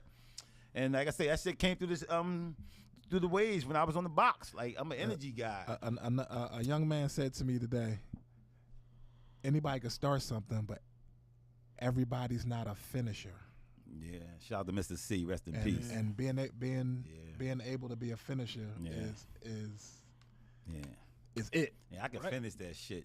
You have to, and that, with that being said, that comes with the confidence to believe in yourself, always. To take things to that next step. Yep. That's right. To take them things. Never stop, never giving up. You know what I'm saying? And always don't be afraid to evolve and shit, because you have to evolve. Can't stay stagnated. You got to grow. And like I say, that same passion that I got there, I kind of like transitioned it to fucking fixing houses and shit. Because what I'm going to do, I mean, I get on the radio here and there, Party Savers, but I can't make a tape. I tell them, my guy Marley, I tell him like, shout out to MacGyver. I say, yo, just call me when you need me. And like I say, but pop me up. You know what I'm saying? And let me just, my grandson might be right there, but at least let me just, because I don't have the patience or the tolerance to stay in there to make a tape. And so I'm just not that much in tune to. If I was on the radio, I probably would do it, but I always done my shit live. I don't a tape is just it don't do me justice because I gotta feel the energy. Same here. I gotta bring it. Same. You know what I mean? And that's what's gonna give me a better performance. I need them bodies. Yeah, I need that, and I read the crowd. There's one thing I could watch the crowd, and I throw the fishing rod out there, and like I say, I take that shit from 0 to 100, and pass it to Fat Cat and say, all right. You know, he'd be like, oh shit, but you way up at tempo. But I'm like, no, you can bring it down if you want to. They said, but they might look at you crazy, but you're a professional though. You know what to do. And he pulls it off though. Yeah. You know what I mean? But shout out to all the DJs out there, man. Just look, keep doing y'all thing. If you're a bar DJ and all that, like I say, I was that inspiration to know that I didn't do the bar scene and all this like that. Like I say, I did the paying dues. I'm at the fucking store. Like I was the fucking street promotion guy, hanging up posters. I was setting up live broadcasters when they would set up a broadcast like this and passing the mic. Those are dudes, though. I did. That's what I'm saying. I did that shit for the Wendy Williams, for the Carter and Sanborns, for the DC Tides, for the Don Mystic Max, for the Kobe Cobes, for the, you know what I'm saying? You know, like, shout out to Golden Girl, too. Like I say, I felt like she could have told a better DMX story than fucking any of them. She used to have DMX up there late night talking shit. Yeah, I mean, I had experiences with DMX on different tours and shit like that, but I felt like the Golden Girl probably could have gave you a conversation, because he would be out, that motherfucker would just be spitting off the top of his head. You know what I'm saying? Right. So that used to be enjoyable back then. You know what I'm saying? So big shout out to Golden Girl. She in L.A. doing the Barbie shit. She out there on Sunset Boulevard. In front of the China. She crazy as a motherfucker though. But you know what I'm saying? I love her. I love Baby DJ. Like I say, that's that era, that lockdown love shit and all that. She had that shit on smash. Lockdown she love, was giving bro. motherfuckers in jail, the reason. Like, so shout out to the Kobe, not the Kobe Cobes. Fuck. Kobe Cobes, that's the vice president of fucking Radio 1, right? And you would think with a guy like me who paid dues with it like a Kobe Cobes, we used to get Kobe Cobes' envelope, who actually, you would think a motherfucker would look out for a motherfucker like me. You know what I'm saying? You know? But I guess he got so many of me's in different places that I become, you don't need a me like me, though, because you got a lot of you. So, but anyway, fuck that. But shout out to the rest of them. Everybody who making moves. Shout out to radio programmers out there. Put somebody new on. Put somebody on. Give them an opportunity. Change their life. And those who already on radio, pay them motherfuckers.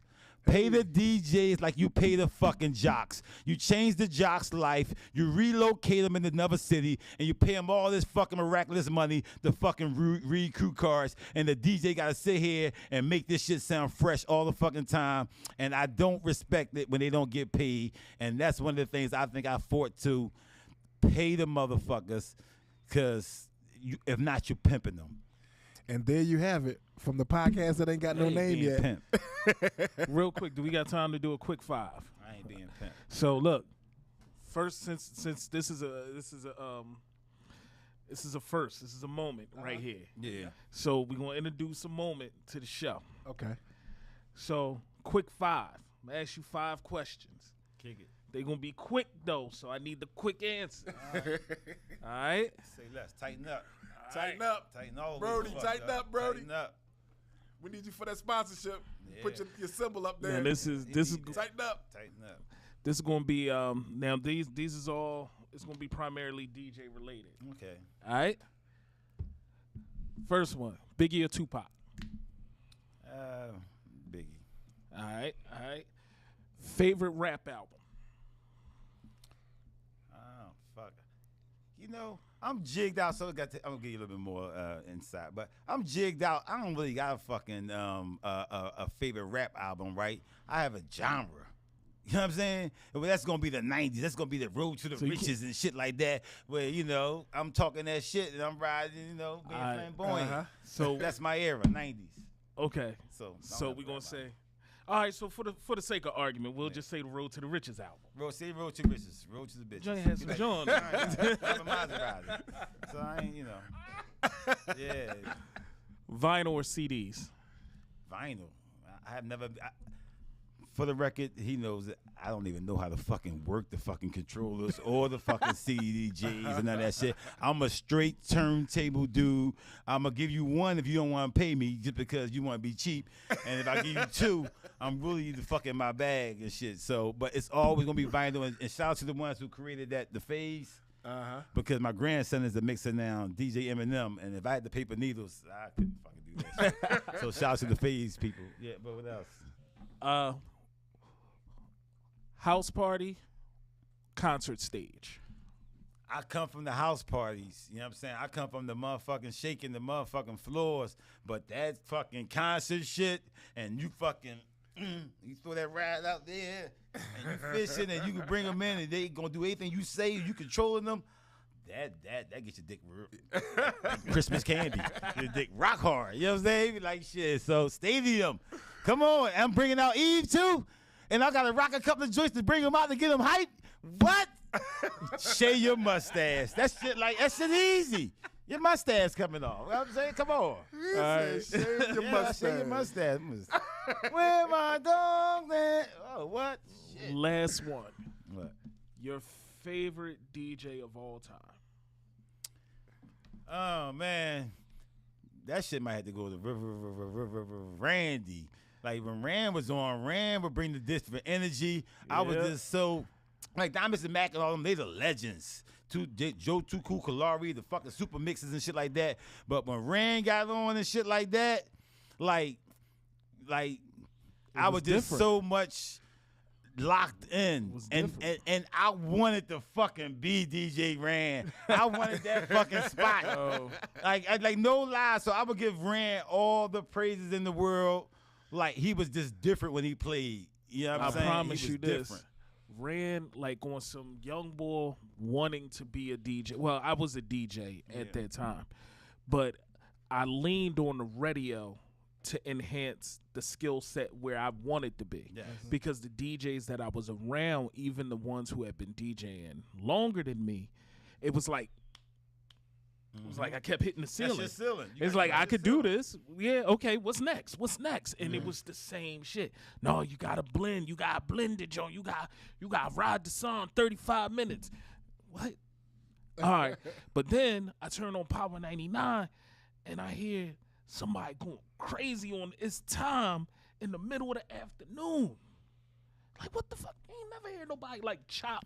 Yeah, remember, It's time. There was no radio in the fucking afternoon. You know what I mean? And he murdering this joint 12 noon. It's going back and forth, going crazy. Then you just hear, it's Randy time.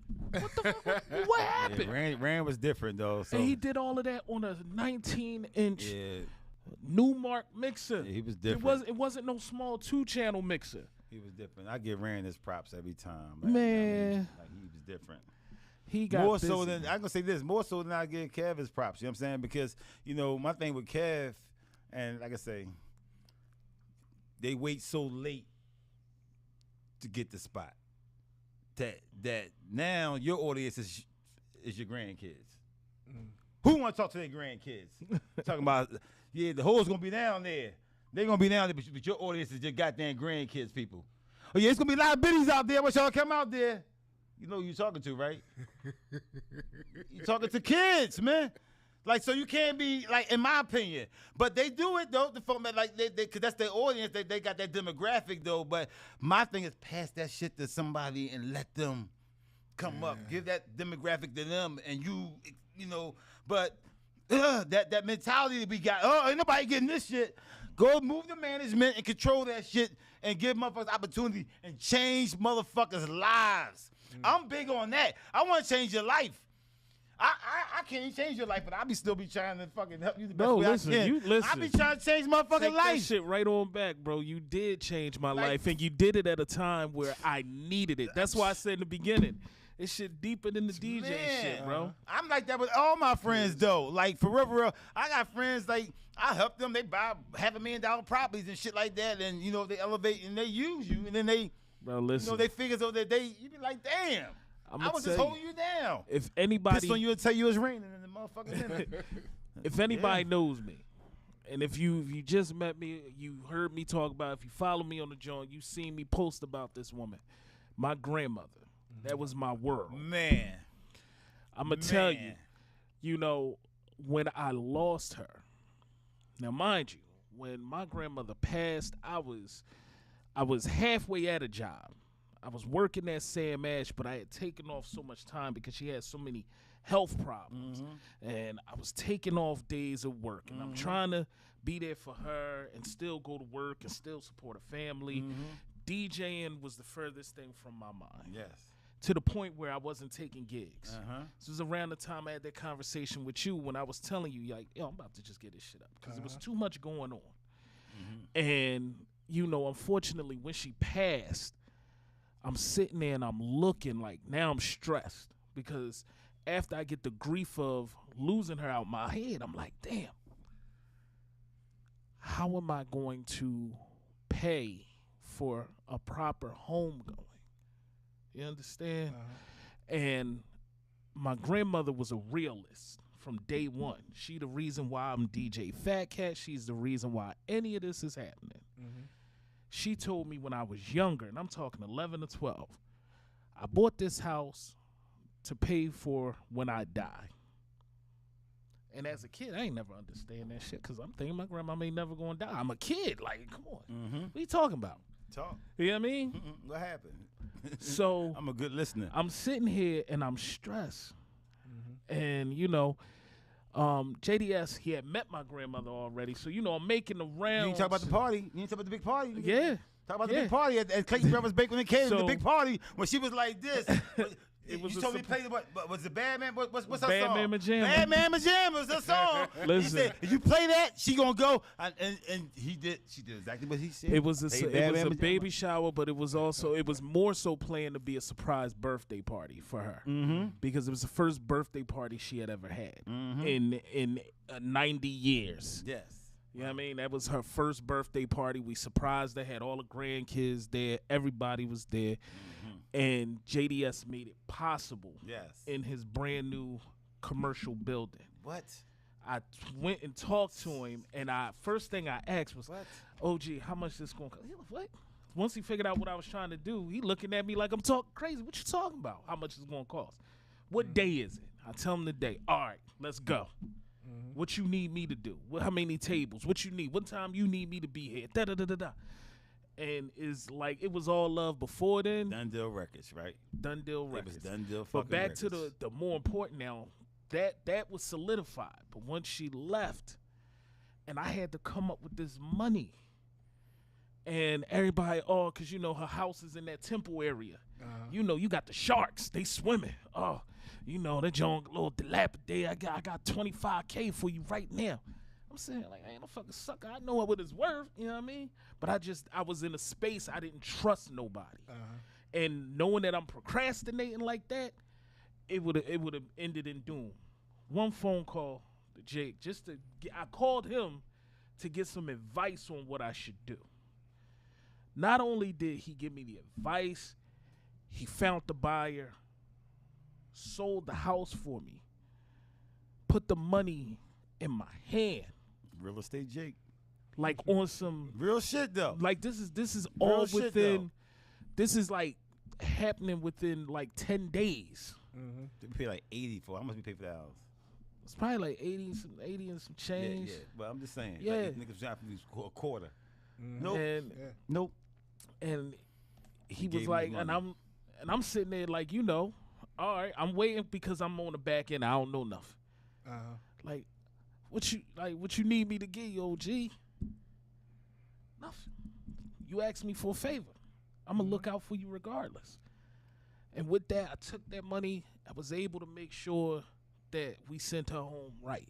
I was able to sustain my living situation.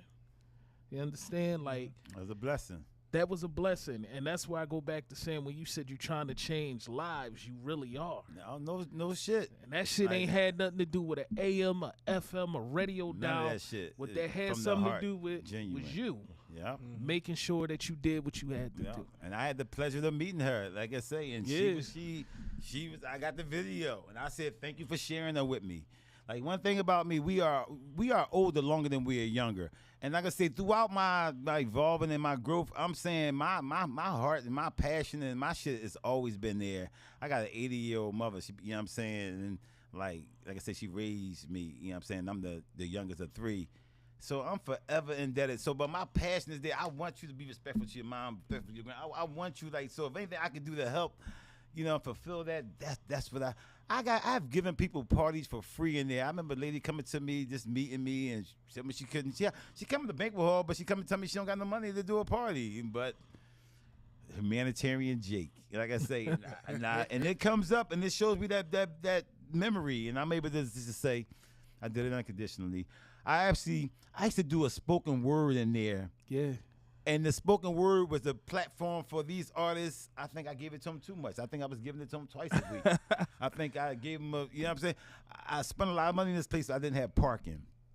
And that was like the downfall because you not have parking. It's like, you know what I mean? So, but I leaped. I jumped. I did it.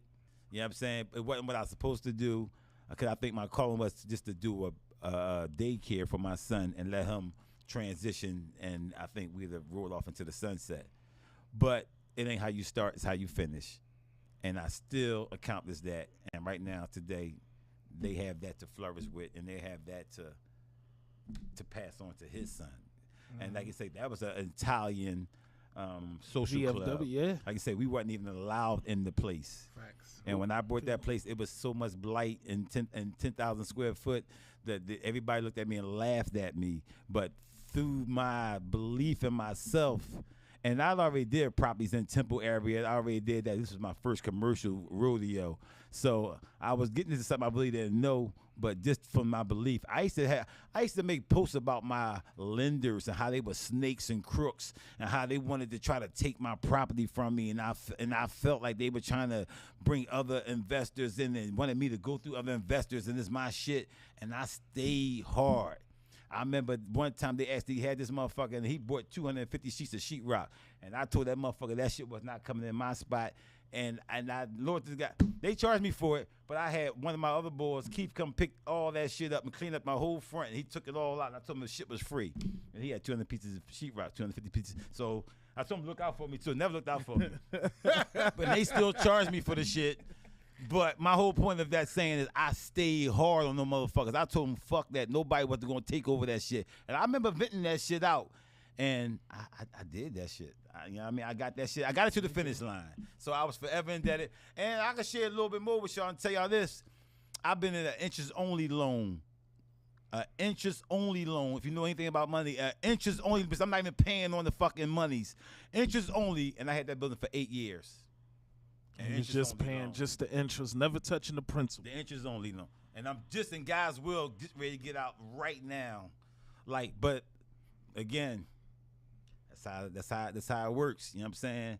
You know, but I know I got something there though. You know what I'm saying? I got something that I'm gonna be able to pass on and change people's lives that I haven't even met them yet. That's the blessing. It's the that blessing. you're gonna change people's lives. You ain't even meet them yet. Yeah. Hell, I ain't even meet them yet. Round of applause. Shit.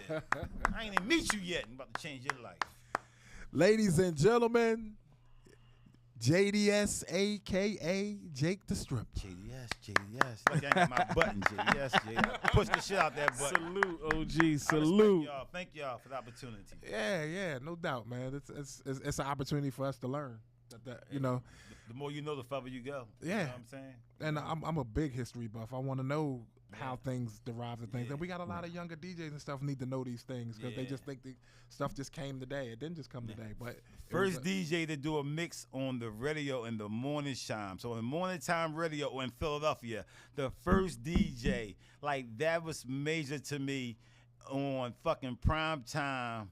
Man, doing the Source Awards mixing. I mean, that all those accomplishments from nationwide, that was like a blessing. But being a tour DJ, can't tie my shoes. Like the travel in every city, night in and night out. Oh man, the words can't describe it. You know what I'm saying? Mm-hmm. And to do it on the platforms that are MTV or TRL produce. Oh my God, that's why I say Eve would have me on the biggest stages, and I would go with Siegel and Freeway and all of them. They would have me in the hood. You know what I'm saying? But you know, I am hood, I am street, so I blend. My blending game is vicious. I blend in like a motherfucker. We appreciate you. We appreciate you taking the time to come on the show. Absolutely. Tell your story. Yeah, man. And and also also something. That's probably was part one. There's so much shit I ain't touched on. We be here for days. Because once I start venting, shit. But also, I could go for days. The DJ portion and the life portions are things that we talked about. But the main thing is the confidence. Yeah. Like if you don't take anything, if you take anything from today, like you can learn all those things. But watch the confidence and the way that this man speaks, and implement that into some of the things that you do and see how you make out. I wind you up, baby. You need me to Yeah, I mean, like Come hang with me. I'll give you. You be like, man, I can do anything. Yes. You know, even touching on that, I became a realtor, right? I ain't become a realtor to really sell you a property or sell somebody property. I became a realtor because I was buying properties. I was already paying 6%. I started making 3% come back home. So I started making this shit make sense. So they was like, oh, it's in the book. You gotta go get your certification. Give me the book. One thing about me, I can comprehend. I can pick up what I put down. I can read this shit and actually, you know, figure out what I just read. You know what I'm saying? So a lot of people could read it and be not actually regurgitate it. Right? I actually was doing it already. So now I was just getting the technical terms. I was like, shit, I'm already doing this shit. I'm already buying houses.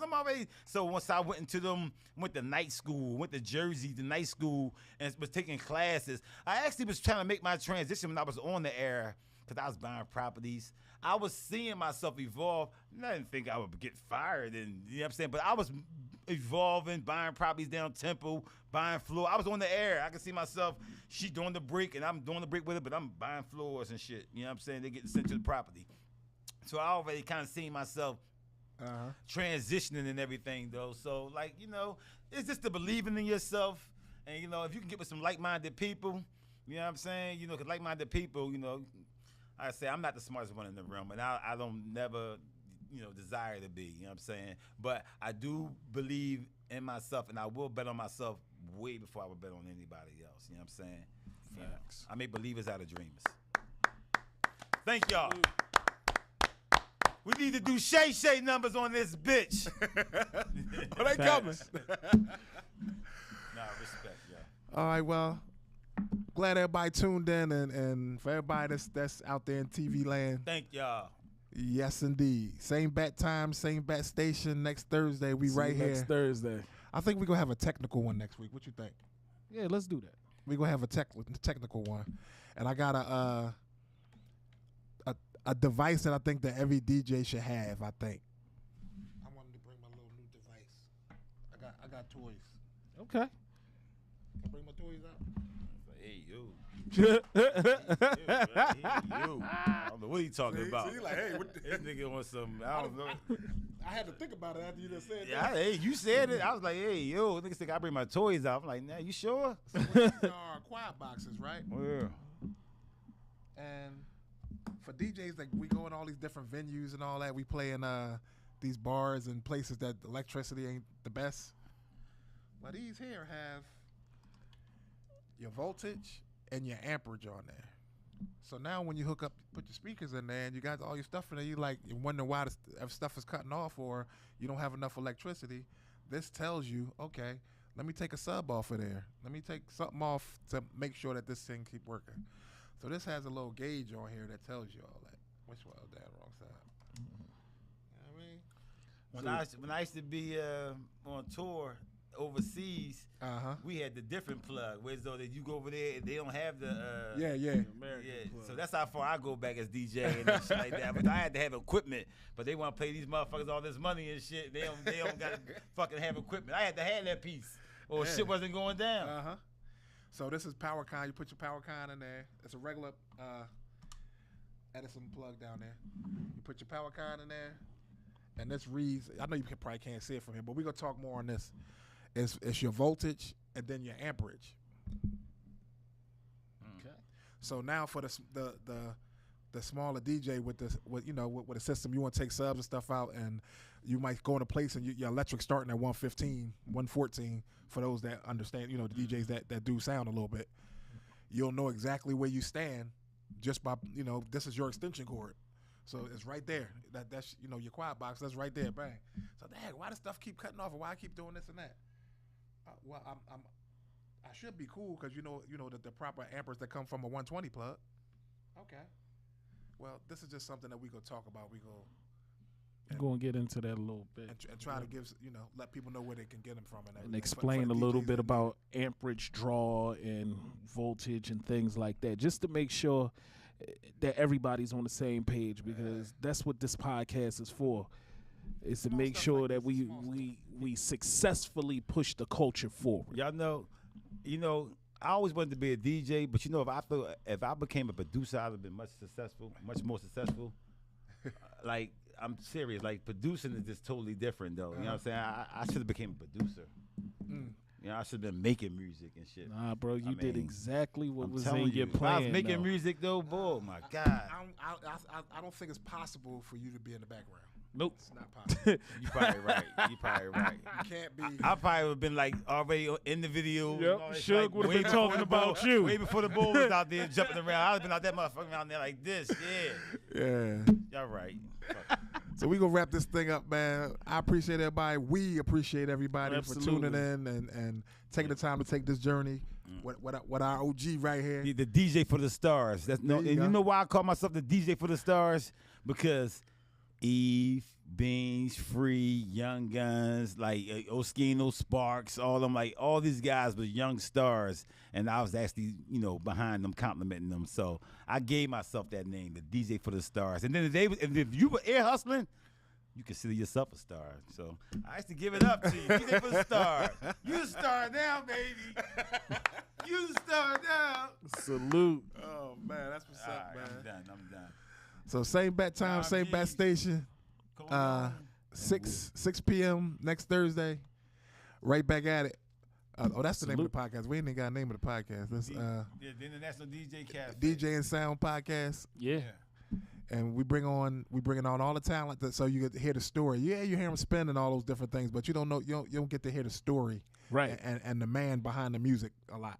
Facts. So we're here to open the mic. We're not here to critique anybody or give you any false impressions of anybody. We open the mic and we ask a few questions and we talk as friends. That's it. So what you see here is organic. Ain't no papers in front of me telling me what to say. Nope. You know what I mean? So everything you see here is going to be organic and it's going to be real, true. Facts. You know what I mean? Tighten up. So I can tighten up. Brody. Everything you do, tighten up. There's always room for improvement. So that's right. Brody, cut the check because we can put your logo right up there in the corner. Tighten up. I take him all around the world with me when he's in prison. He ain't never forget. He'll tell you the story. Everywhere. All right, people, we get with you. Love, peace, and hair grease. Deuces. How about y'all? Peace.